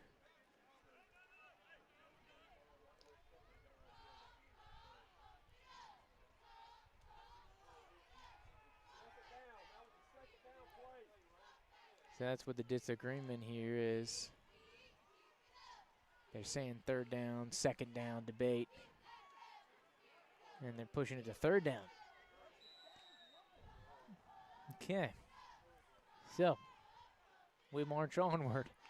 Third and about 15 to go. Bashir's loading up, stepping up in the pocket. Richardson, enough for the first down. Holds on to the football, and he's slung down about the 45, 46-yard line. But a nice pitch and catch, junior-to-junior connection, reliable. Henry Richardson, Bashir's favorite target. Threw it in a nice small window and able to collaborate there, and we'll take it to the water break. So the Marauders, halfway through this third quarter, ending on a positive with a nice pitch and catch there from the quarterback to his favorite wide receiver on the season. So while we have an opportunity, let's go around the bend. Try to get some area scores from our buddies from ScoreStream. Down at the fairgrounds, Wakulla with a 3-point lead over Godby in a district contest. NFC is rolling 42-6 at halftime. That will be a running clock in the second half. So unless something wild happens, it looks like NFC will host Maclay for the district championship next week, which will be the automatic playoff bid. Speaking of district contests, Lincoln and Charles 21-21, all knotted up. Wild one. Port St. Joe and Chipley tied 7-7. Madison County trails Rains 14-9. Chiefland over Taylor County so far, and we're back here, Frank Shaw Field. Bashir scrambling, trying to find open real estate. Pitch over the top. He's got Popple inside the 30. One man to beat. 25, 20, 15, 10, 5. Touchdown, Tucker Popple from distance, 55 yards out. And it reminiscent of his Valwood touchdown, a screen or a short pass taken the distance by Tucker Popple and Maclay. Once again with the advantage, currently 19-14. After a monster 55-yard pitch and catch, courtesy of Bo Bashirs and Tucker Popple. So it looks like they're going to go for two. Of course, try to get back on pace here. Of course, they're kind of chasing Chambers at the moment. Bashirs looking over the middle. Nobody's open. He's got to have to go. Penalty flag flying, diving towards the end zone. Conversion failed, but penalty is down. It came out of the secondary, so you could get a defensive holding here. Something to keep an eye on.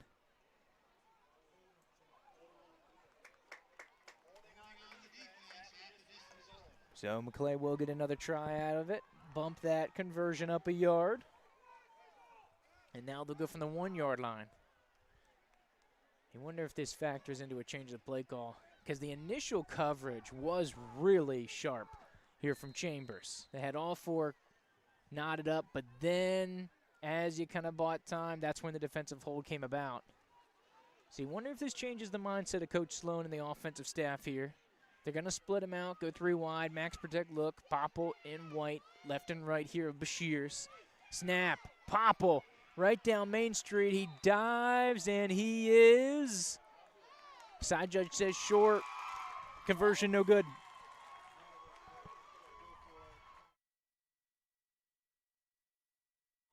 Rush attempt off the left-hand side, unsuccessful. So we've got a strange 19-14 score line.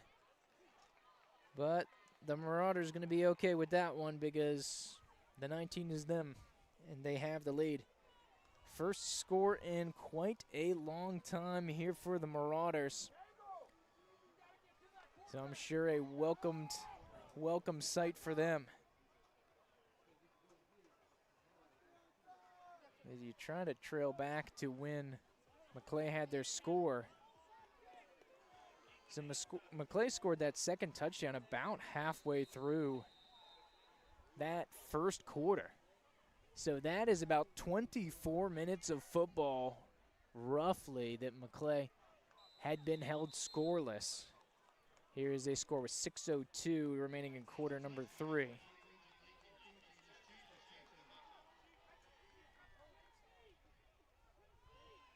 But of course, coming out of 2 first quarter scores, that is the lone score here in the second half of tonight's contest for either team.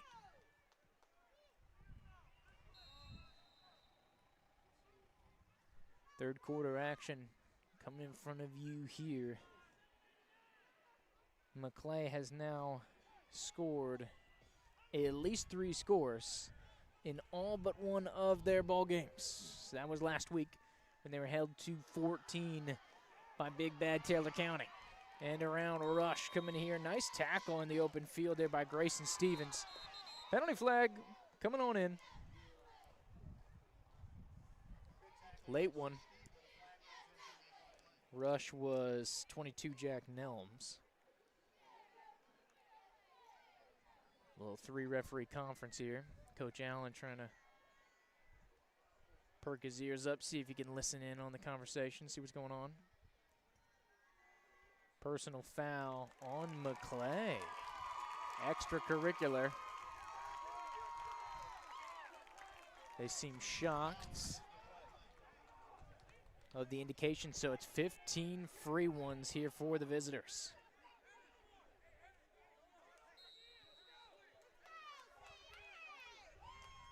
The ball at the 41-yard line. First down here for Chambers, who's trailing for the first time in about 10 minutes of game time. Motion coming on the way, very compact formation. Give to Nelms once again, has a crease on that right-hand side. 2 players to beat. Slips through. Harrell coming all the way up from the defensive line to chase him down, but it's a gouging rush. 10, 20, 30, almost 40 yards on the rip by Nelms off the right-hand side. And that's a big one off the right-hand side. Exactly what the visitors were looking for. Compact look once again. Keeper, Andrews, left-hand side, lowers the shoulder, shakes through one. Second tackle once again by Stevens. Solo effort, but he gets down to the 15. Pickup of 5. So second and moderate to go for the visitors from Chambers. So it seems they have a look here that they like. They've got the double wide receiver both left, tight end, one each way. And to give to Rush. That's been this whole drive's look. Yurda inside the 5, slips through a tackle, and he's in for 6. So the visitors rip back the lead, currently up by 1 on the 15-yard touchdown rush by number 6, Peyton Yurda.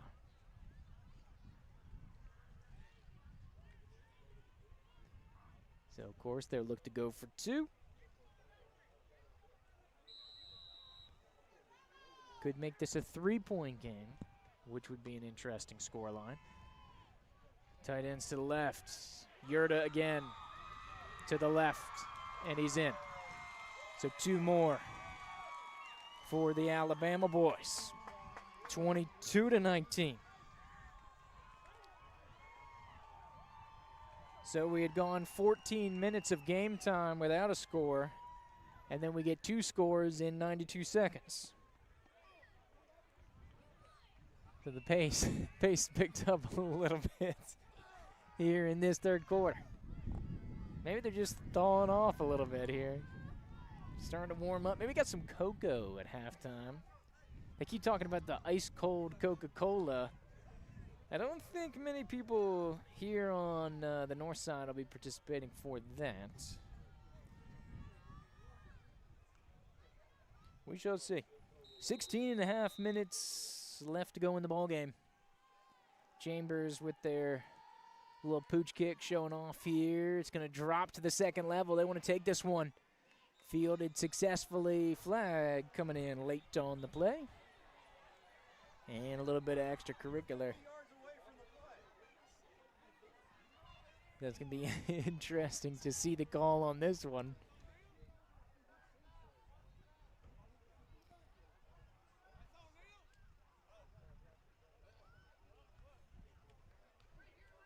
Three-point margin is the difference. As you can see on your screen, Andrew Jupe, Natalie Everett, Elijah Blackburn bringing you the action here tonight. A thrilling contest from the north side. Back and forth affair. Each team has led the game on 3 separate occasions. So, to me, that sounds like 6 lead changes. Back this one up off the penalty yards. Looks like they got Maclay on the hook for this one. Back to the 35-yard line. Will they start out at the far hash? 4 wide receiver look. Popple, Brannon, Richardson trips here to the right. Little pressure being shown by Chambers. There's one too many to guard. They'll flip it on out.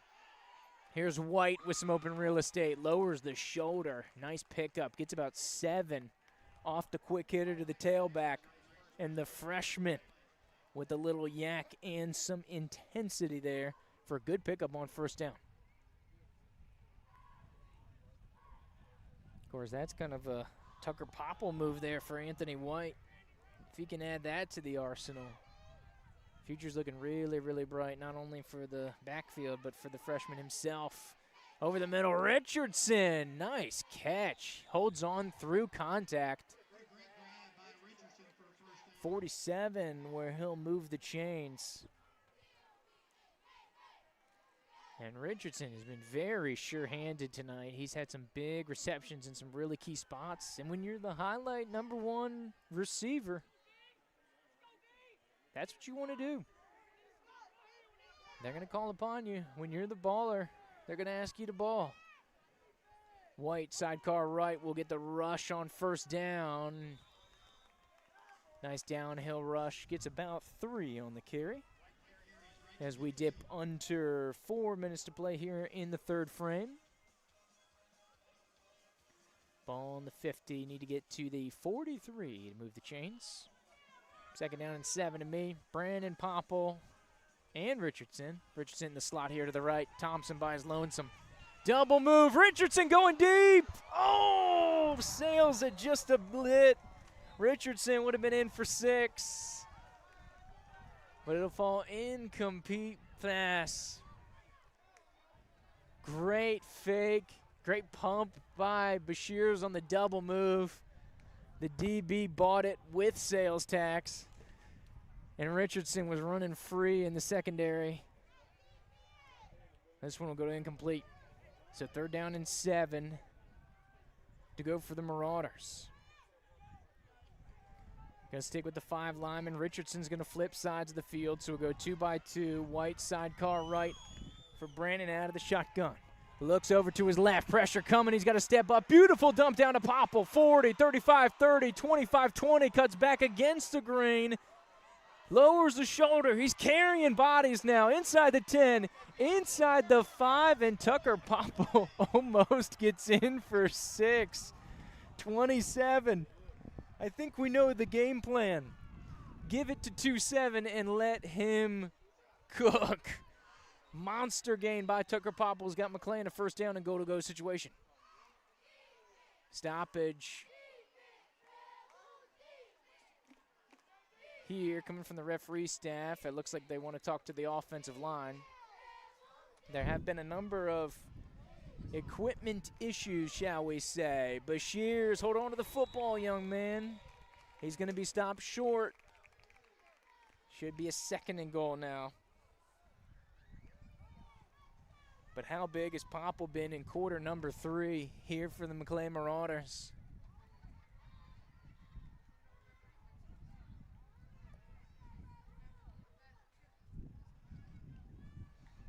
As we dip down, under 2.5 to go in the 3rd frame. And it seems like a speedy second half the way these two teams run the ball. How many positions are you going to get?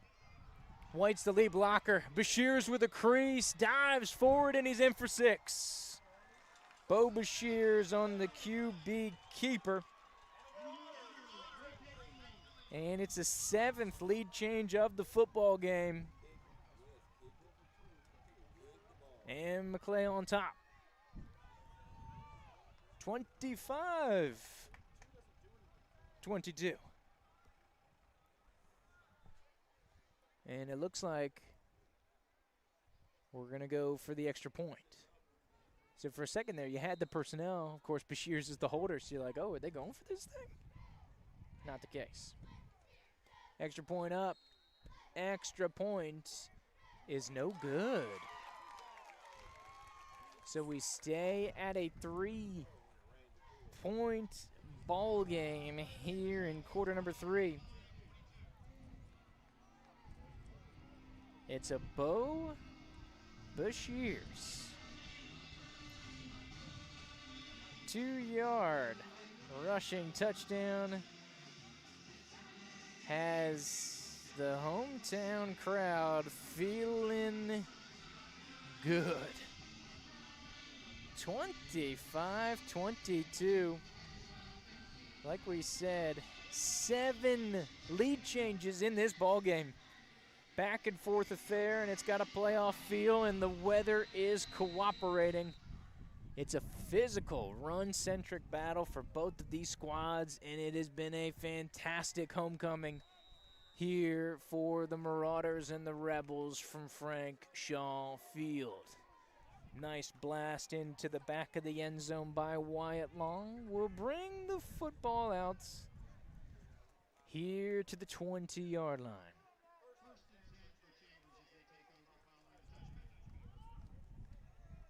It feels like we're about due for a Chambers Academy pass, though. Been a minute.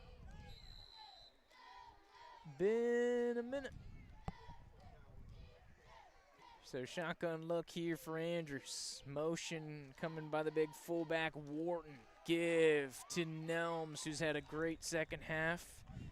Nice stop defensively for the Marauders off that right-hand side. I believe it was Arizo dragging down the ball carrier, if I saw the number correctly. I believe it was 58. But a good play by the front 7 of that Maclay Marauder defense, who has been tested early and often. Of course, they did well scheming this thing up. Of course, having to shift the defensive priorities and scheme for this ball game, usually going three down linemen. Great wrap up. Jace Wright carving through from the secondary again. That's the second time the DB of note has carved in, found a gap, slid on in, and tackled the ball carrier by the feet. Opportunity to force a rush off or a pass potentially here, 3rd down and long. You got to watch the end around run on the jet sweep. The last couple times on 3rd down conversion, they came down to this near side of the field. So watch those pulls here. Both tight ends off the right-hand side. Here comes the motion. Tilly Oh, they're going to keep it. It's a pass. Screen, incomplete pass. For those scoring at home, that was pass number 7 for Chambers Academy. And of course, in passing situations, it's been quite fruitful for the Marauders, so I'm sure they'd like to see more. Of course, the hometown squad from Maclay taking this Rebel team outside their comfort zone and really forcing the issue here. So 4th down, they'll look to punt it away. 3rd punt, I believe, of the evening for Chambers Academy.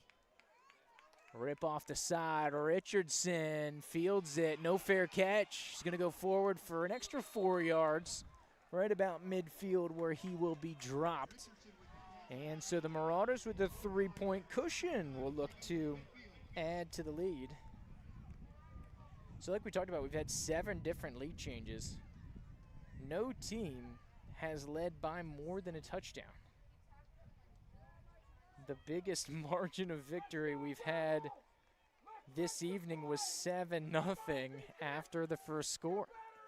So it's been close wire to wire here for the first 35 minutes and change. Motion coming from Popple. Give up the middle. Lemondola tries to slide in on the left side of that offensive line, but stood up back to the original line of scrimmage. We'll bring up a 2nd down and long. They did not reset the play clock, so I don't believe they have to. So if Maclay wants to, they could take this thing to the 4th. And I think Coach Sloan is in no rush. He wants to flip sides of the field, and we'll start the final frame. Well, the final prescribed frame of football.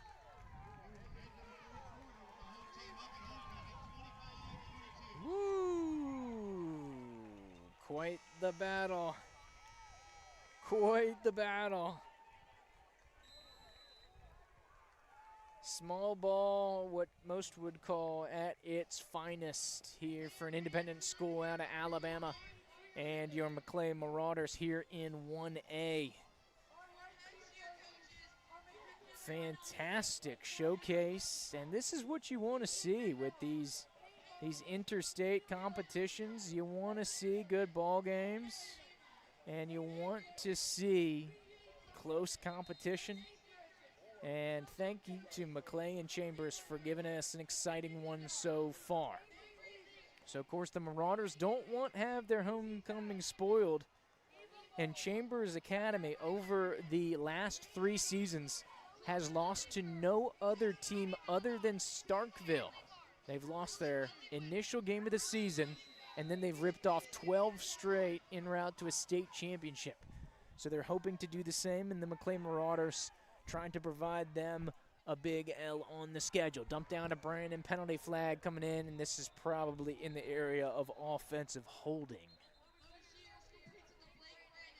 Looks like a hands to the face from the signaling here from the referee on this side of the field. Could be either side, though.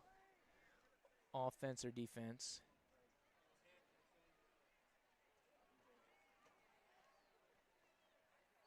Who's at fault, though? Who's guilty?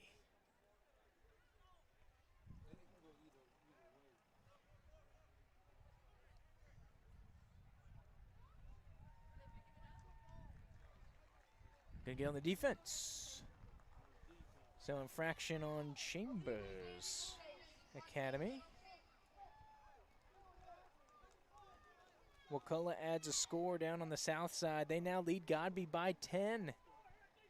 Some drama going in for some district play. Of course, it looks like the district championship happening next week between Maclay and NFC just down the road. The battle for Meridian Road. First down, Maclay driving. Bashir's feeling the pressure. He's wrapped up and slung down. Forward progress has him right about the 30.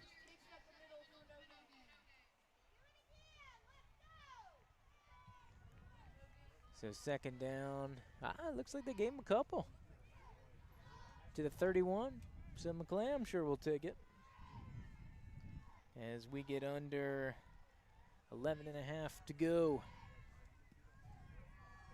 They said we would get 4 quarters of football, but you wonder sometimes if there's not a little extra on the plate here. Bashir's dancing around. Oh, here's Richardson waiting by the first down sticks. Shaking a couple tackles. Richardson still on his feet. Good pickup there. And that's a great way. The route's over. Your quarterback's trying to buy time. What do? Come back to the football. Present yourself right by the first down sticks. Fantastic flow. And then also just some good recognition, knowing where his quarterback wants to go with the football. Keeper, Bashir's right down the middle. And the football is out. They say he crossed the plane. Initial ruling is touchdown.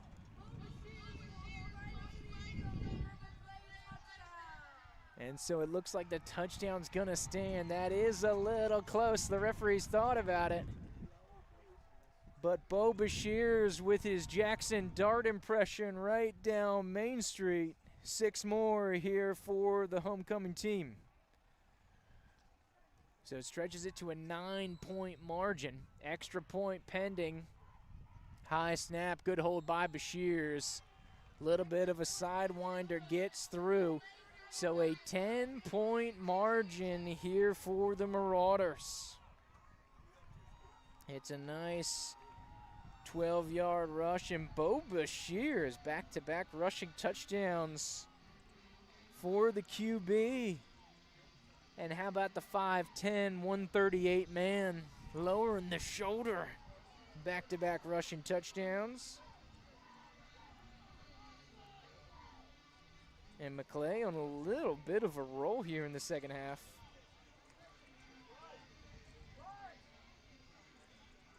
Of course, they've ripped off successfully 13 unanswered. And the largest lead of the game by either team, up to 10, 30 to 22 here in quarter number 3 with 10:43, or excuse me, quarter number 4, my mistake, 10:43 to go. Long kickoff is off. Chambers Academy, I think for the first time tonight, an opportunity to return. Stuffed up inside the 30. So not too much damage done on the kickoff. But a little bit of a deficit here for the visitors. Something the last 2 or 3 years the Chambers not necessarily used to.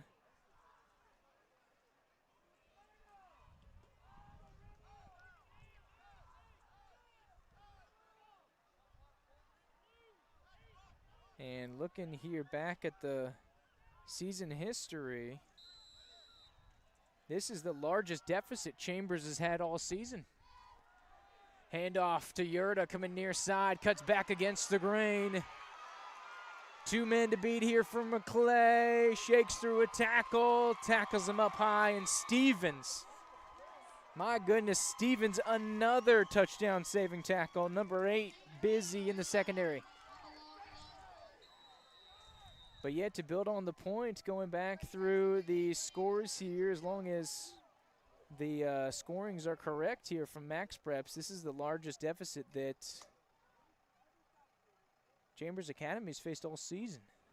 Most points allowed that they've scored all season as well. So Maclay doing something that the Alabama teams cannot when facing the Rebels. As they have an injured player back here for the Rebels, losing his lid. So, of course, mandatory playoff here for him. But a monster rush by Yurda has the ball currently at the 16-yard line. So, though it's a 2-score game, the visitors are threatening. Snap to Andrews, give to Nelms, trying to find a crease. And the quick-footed back gets down inside the 5. Harrell with the touchdown saving tackle. And Chambers looks like they want to go. Andrews is trying to push the tempo to get the play in quick because they want to run. A little bit of a hold up. He'll go with the offset pistol look. Give to Nelms again. Right down Main Street. Good surge. Van Lanningham clogging up the rushing avenue there. So set up a 2nd down and goal as we dip under 10 minutes to play.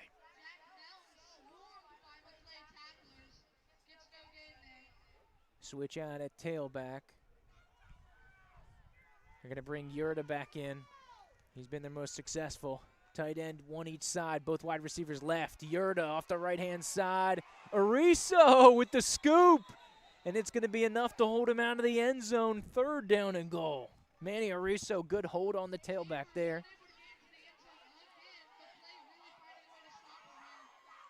And Yurda loses his lid, so he's got to come out for a play. That's big.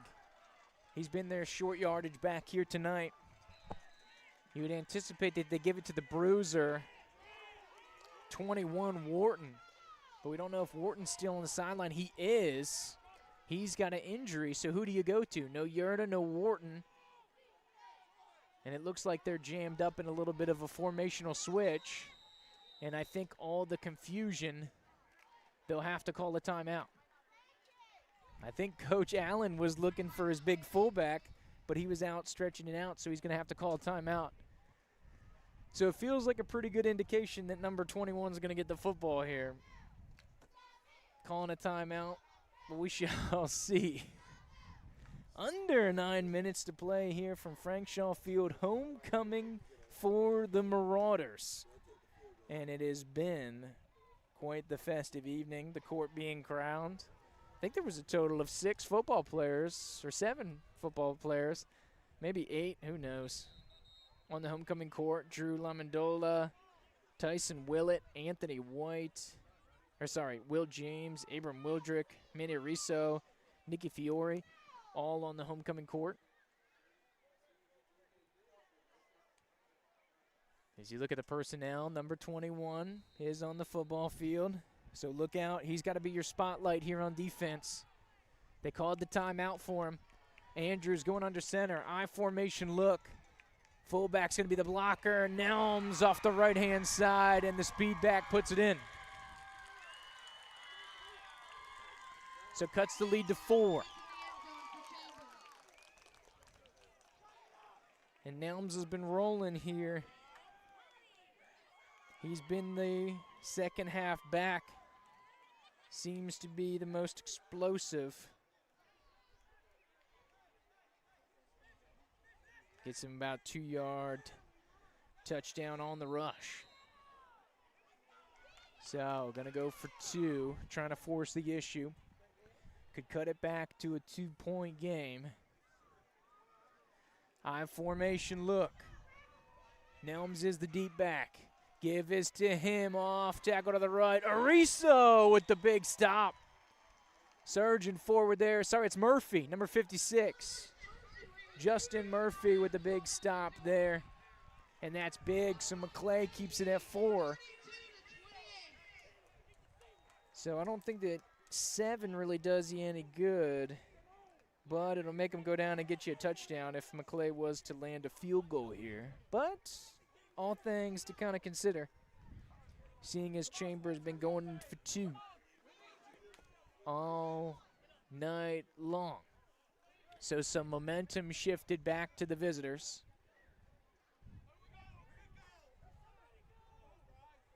And looks like they're a man short on the kickoff team here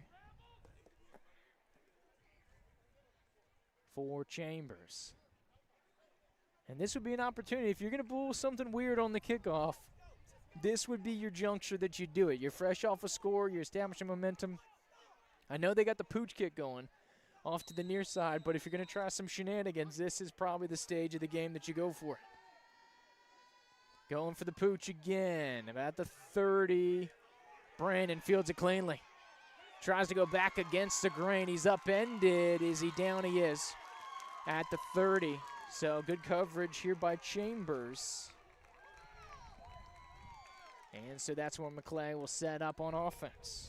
Last 2 possessions have been touchdowns. So the second half has been rather friendly. The last 10 minutes, Maclay scored 3 touchdowns. 10 minutes of game clock, I should say. Has Bashirs and the boys. Bunch formation, 2x2. Thomas a train formation on both sides here. Anthony White, sidecar right. Thompson and Popple near side. Richardson and Brandon far side. Look on over to the offensive play call. Murphy's on the bookend here. On the other end is Ariso. Late motion. Popple's going to go into a slot back. Thompson and Brandon's going to split out wide. Down Main Street, here's White. Gets to, looks like back to the, maybe one on the gain there. We'll bring up a 2nd down and 9.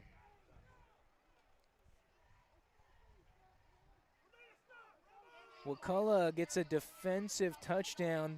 They now lead Gabi by 17. So the War Eagles off and rolling in that district contest. No update yet from NFC and DRS. The last update we had at halftime was 42-6. We'll try to check back on that. I know the Maclay faithful are interested. Bashir's over the middle. A little too high for Richardson. That's going to be incomplete. That's going to be 3rd down and long now. Just about 8 to go of prescribed football.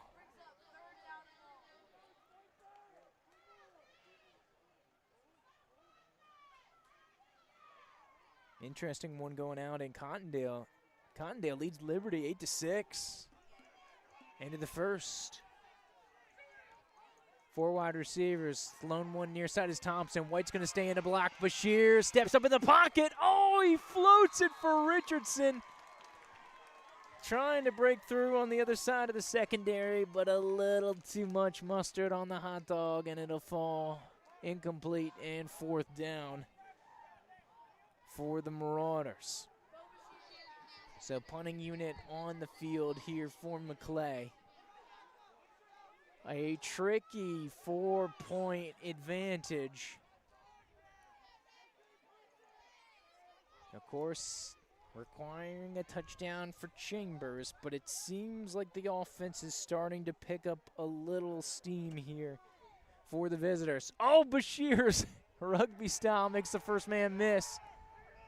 Oh, a lot of front spin on that. That's some good Maclay bounce right there. Inside the 25, Brandon picks it up about the 23-24. And here we go. Back to a 1-score game. The visitors back on the ball, trailing.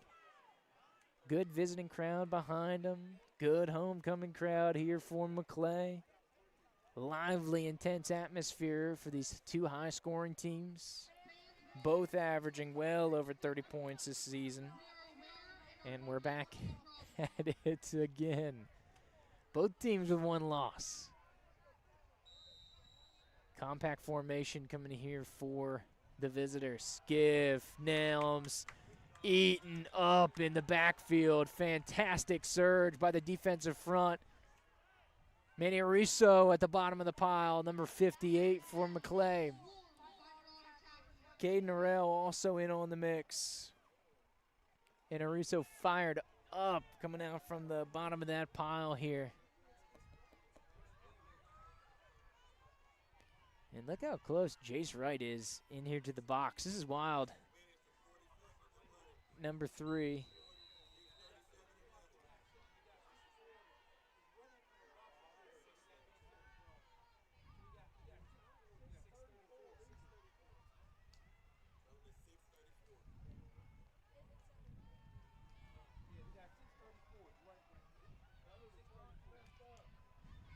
So we got some situation with the clock here. If you were with us last week, it was a wild ride down the stretch. So currently the clock says 6:34. So we will keep you posted of the ruling of how that progress is going. But of course, it is a very minor plot point in what has been a fantastic story of a football game thus far. The Marauders and the Rebels.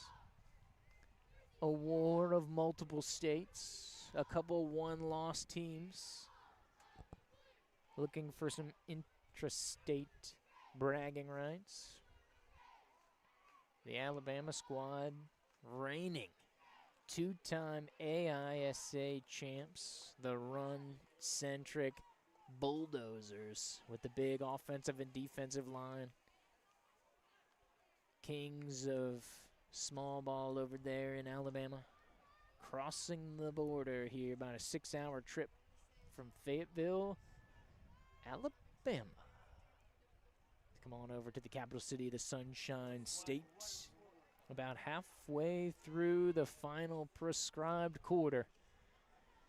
Though, if you're somebody keeping score at home, there is a situation where we could be getting a little extra real estate involved here. So something to keep an eye on. Some scoreboard issues. Official time to be kept on the field. Maybe it needs a little thawing out, does the scoreboard. It seems towards the end of the game, it starts to get a little iced out. Yurda, Wharton in the backfield. Andrews under center, give to Yurda. Off tackle right, big rush. Accounts for the loss, and he looks like he has enough for the first down.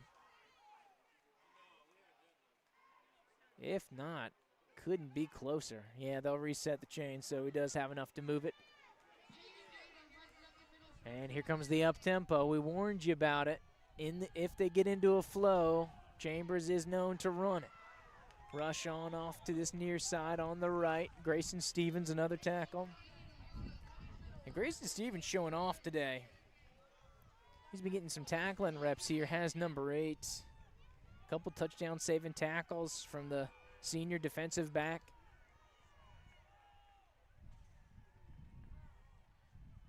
Sure-handed on the defensive pursuit. So big rush on first downs, going to send us up here with 2nd and short to go for Chambers. Of course, looks like a little misread here of the offensive play call. And an incomplete pass off the 8th passing attempt here for Chambers Academy this evening. So we just heard 5:26 left in the 4th. So we're going to try to keep as accurate clock as possible. But, of course, the scoreboard is glitching out a little bit. So they're going to try to keep you posted.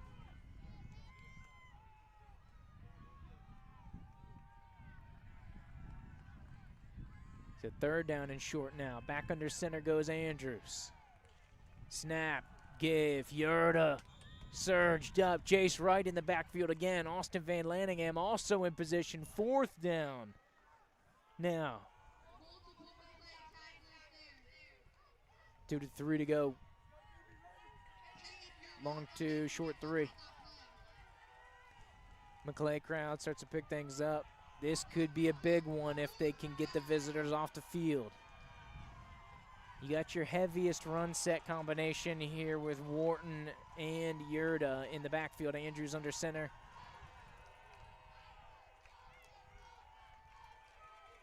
Extra linemen on this right-hand side, along with the tight end. Bringing in number 53 here. Rush up the middle. He's going to be short. He didn't get there. Turnover on downs, and the Marauder defensive line comes up with an enormous stop. Caden Harrell, Manny Ariso, Abram Wildrick stop the rushing attack short, and it's going to be a turnover on downs. So it looks, just going to make sure, yes, we are switching footballs. Officially turnover on downs. Enormous stop for the Maclay Marauders. And how about the defensive line? Wildrick, Arizo, Harrell, and the rest of the gang coming up with a monster opportunity. So how does the offense pay it forward? This is complimentary football. This would be a big deflating touchdown drive if Maclay could get one together. Really take the air out of the old tires if they could do so.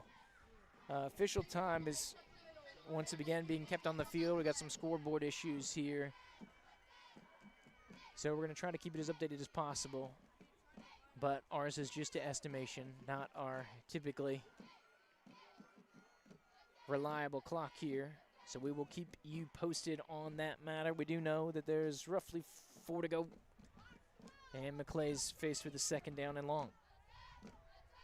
White's going to be in the backfield. Popple and Thompson here near side. Richardson on the far side. Here comes a little check pass. Popple trying to go north-south. Shakes a couple tackles. Does well to get inside the 40. Good muscle pickup there.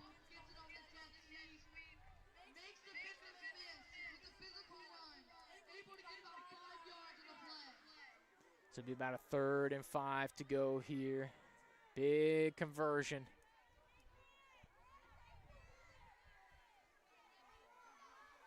Interested to see what they call here. You could see a rush because this is probably 4 down territory, honestly. But then this is also one, if you can get him with a little play action. Ooh, might be dangerous. 2 each way. Watch Richardson. He's in the slot on the right. Double move from Richardson. They're going deep. Richardson in the secondary, and he's in for 6. Marauders with an exclamation point as we go to the later stages of the half. The junior connection, a huge hookup, right about 40 yards. And Maclay, 1, 2, 3, 4, 5, 6, once again to a 2-score advantage.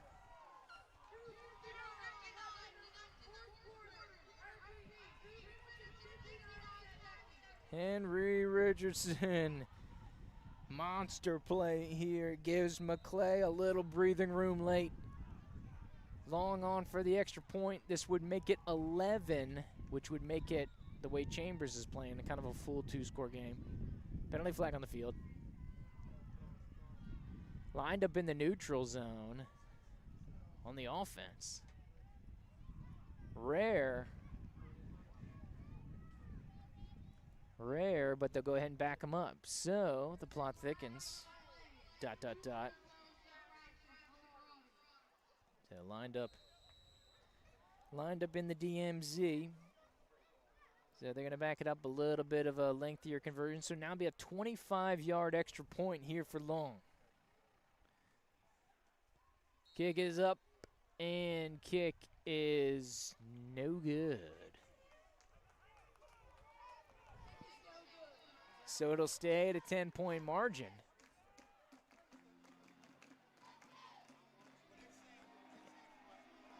And so we stay at 10, 38-28. But don't let the missed extra point get you down after that 40-yard touchdown reception by Henry Richardson. Big 3rd down conversion for Maclay, and they cashed in 6 to go with it. So how about Bashir's in the second half? 2 touchdown rushes, 2 touchdown passes in the second half of action. Big half Bashir's putting in a hefty 3rd and 4th quarter.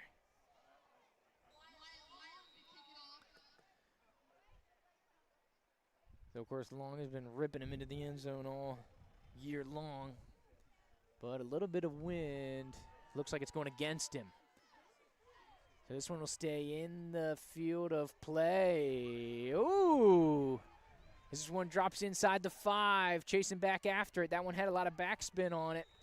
And they're going to be right about the 20-yard line, so way about break even. So remember, the clock is not accurate. We're going to have to try to get an update when we can. Penalty flag on the field. Maybe an illegal block here. Looks like a hook from the hand motions on the far side.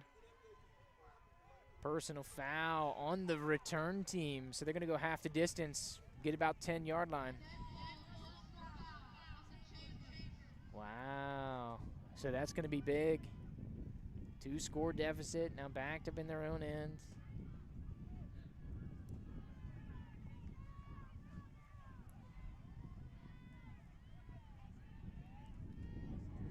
So you wonder if Maclay tries to apply a little pressure here. Maybe think about the safety as you get back into this territory. I think this is the closest that Chambers has started to their end zone all evening. Breeze starting to pick up here, if you can hear it coming through the microphone. Here for the 4 quarters online presentation of Maclay Marauder football. Final home game And boy, are the Marauders giving the hometown people a show here on homecoming. Creeping up on 9:30 Eastern time. Shotgun snap, bootleg to the right. Just the 9th pass called here for Chambers. Intercepted! Is that Jace Wright? It is. Wright's had a fantastic game. He's been living in the box, and this time he gets the opportunity to play his typical coverage. Flag on the play. Might be for celebration, though, the way things went after that one. So we'll see if it stands. Potential for this one to be overturned.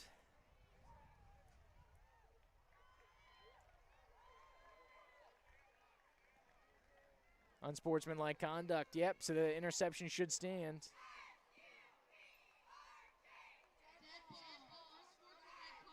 So, yep, we'll take the interception. So how about this Maclay Marauder defense? 9 pass attempts, 3 interceptions. The Ballhawks in the secondary taking care of business when they take Chambers out of their tendencies. So even after the penalty yards, it'll be backed up to about the 35-yard line. And you wonder if Maclay's going to try to take the air out of the ball, or they want to kind of run this score up. Be interested to see the approach for 4 wide receiver look, excuse me. Give it to White for a little ground and pound. Excuse me, that was Popple on the rush. Off the left-hand side. Picks up about 2.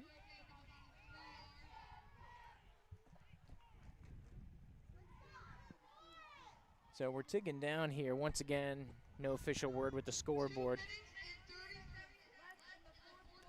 2:30, official indication here. 2:30. So we're just going to go ahead and wipe that time just because we cannot keep up with it consistently. But 2:30 clock running. Max protect look here. Bashir's keeper. Right-hand side. Penalty flag on the field. It's probably in the area holding and is. So 10 yards from the spot of the foul on Maclay. So it'll back them up a little bit.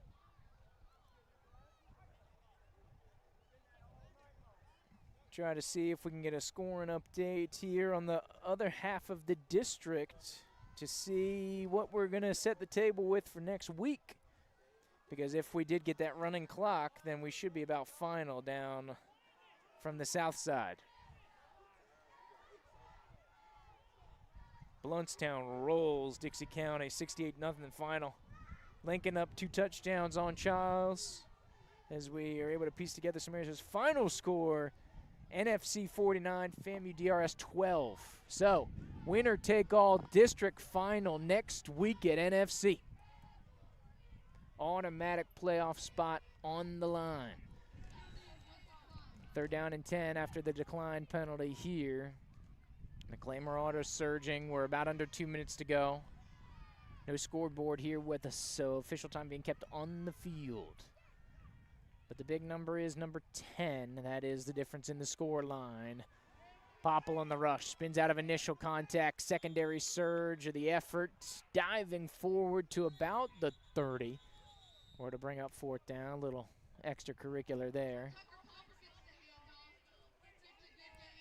And it looks like I believe a timeout was called by Chambers,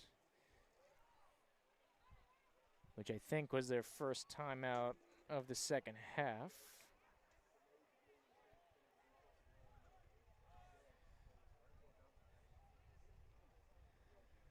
So got a couple more back to there. As we try to pull some other area scores, like we told you, NFC final, FAMU DRS 49-12. Chipley leads Port St. Joe 13-7. Chiefland leads Taylor County 20-7, and that's a rural ball battle. So maybe if you're trying to piece together some of your Final Four, maybe you got Chiefland in the mix. Choctaw 24-0 over Rickards. Suwannee Baker County, that's a district affair there in 2A, tied up at 21, or excuse me, 3A. Freeport, South Walton. South Walton all over Freeport, 21-3. Bay and West Florida tied 7 apiece. Back here, Frank Shaw Field. Maclay looking to punt this ball away. Bashirs, Lamandola, and Popple into block. Angled directional kick. It's going to go out of bounds right about the 10. So effective use there to pin the opposition deep in their own end.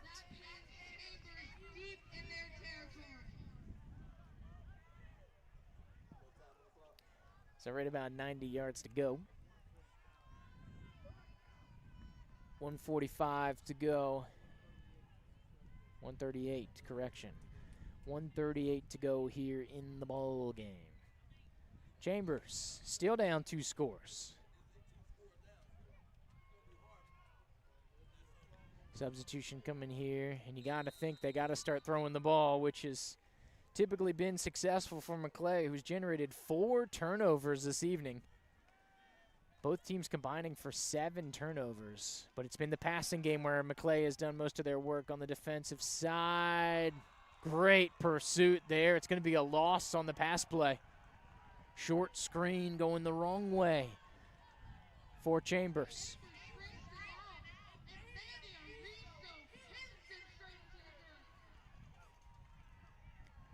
Second down and long to go here for Chambers.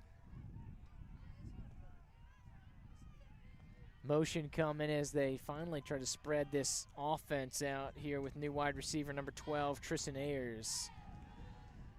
Goes back to drop. Andrews just going to tuck and run. Forced out of bounds. A sprawling effort there by Stevens. Pushes the quarterback out of play. And it'll bring up 3rd down.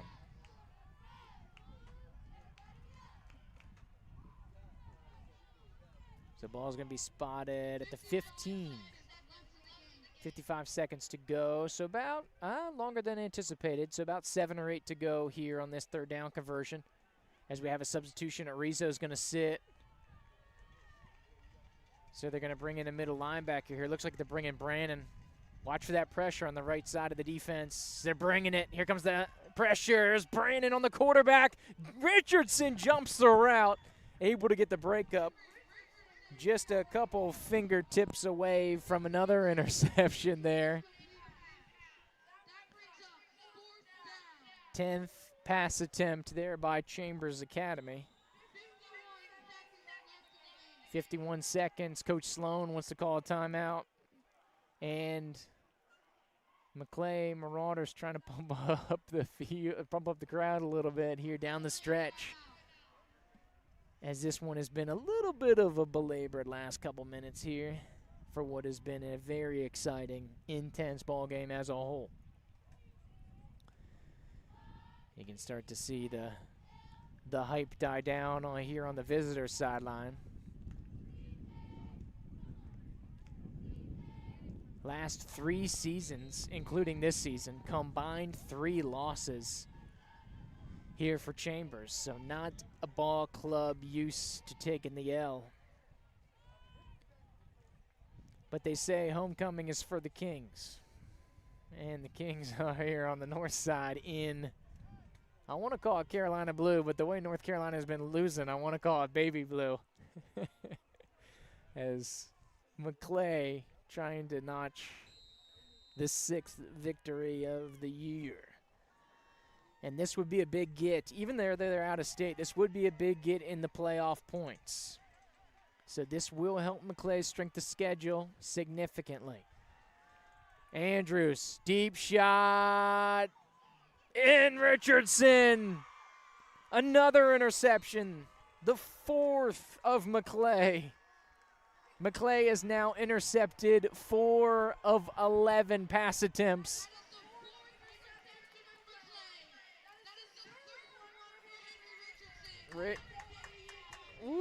Richardson's got 3.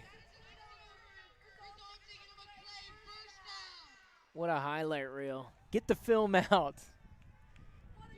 Henry Richardson sending those tapes out this week. DB offense. You saw the 40-yard touchdown. You got 3 interceptions. Make sure you clip this one. Last one, Lamandola is going to play center field here. Bashir's with the kneel of the football. We may need one more.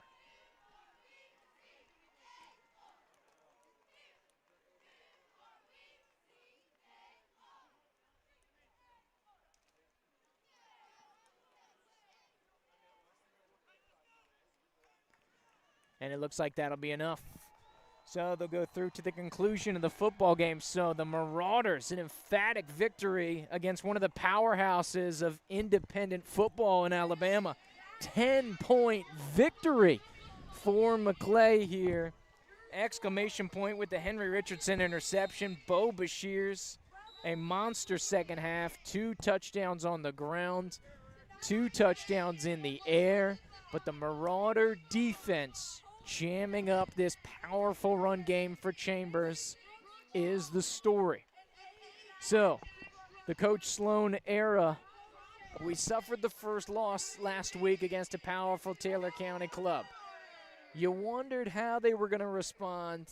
A little adversity, a good Taylor County team they lost to, going against another good Rebel team here tonight, and they responded very, very well. A great performance by the Maclay Marauders, start to finish.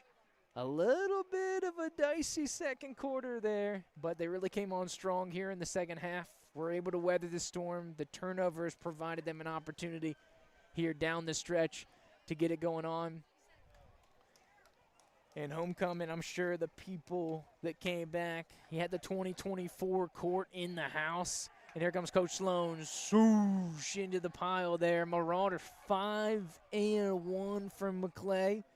And you can anticipate the rankings going up when they are released on Tuesday this week. NFC, the victors down at FAMU. So once again, district championship next week, just down the road off Meridian. And a couple of old foes going at it. Maclay and NFC, the battle for Meridian Road, and a chance at an automatic spot in the playoffs. So, not much to talk about here for the rest of this evening's game. Of course, you saw a thriller, so no need to belabor the point. Maclay 6-1 on this season. 3 contests here to go, and this is a team that's primed for some 1A playoff football. So we'll go ahead and put a bow on this one. It's all final here from Frank Shaw Field. 38-28. Maclay is victorious. For the 4 Quarters online presentation here of Maclay Marauder Football, Andrew Duke, Natalie Everett here on the action alongside with David Bredden and Elijah Blackburn. Have a great weekend.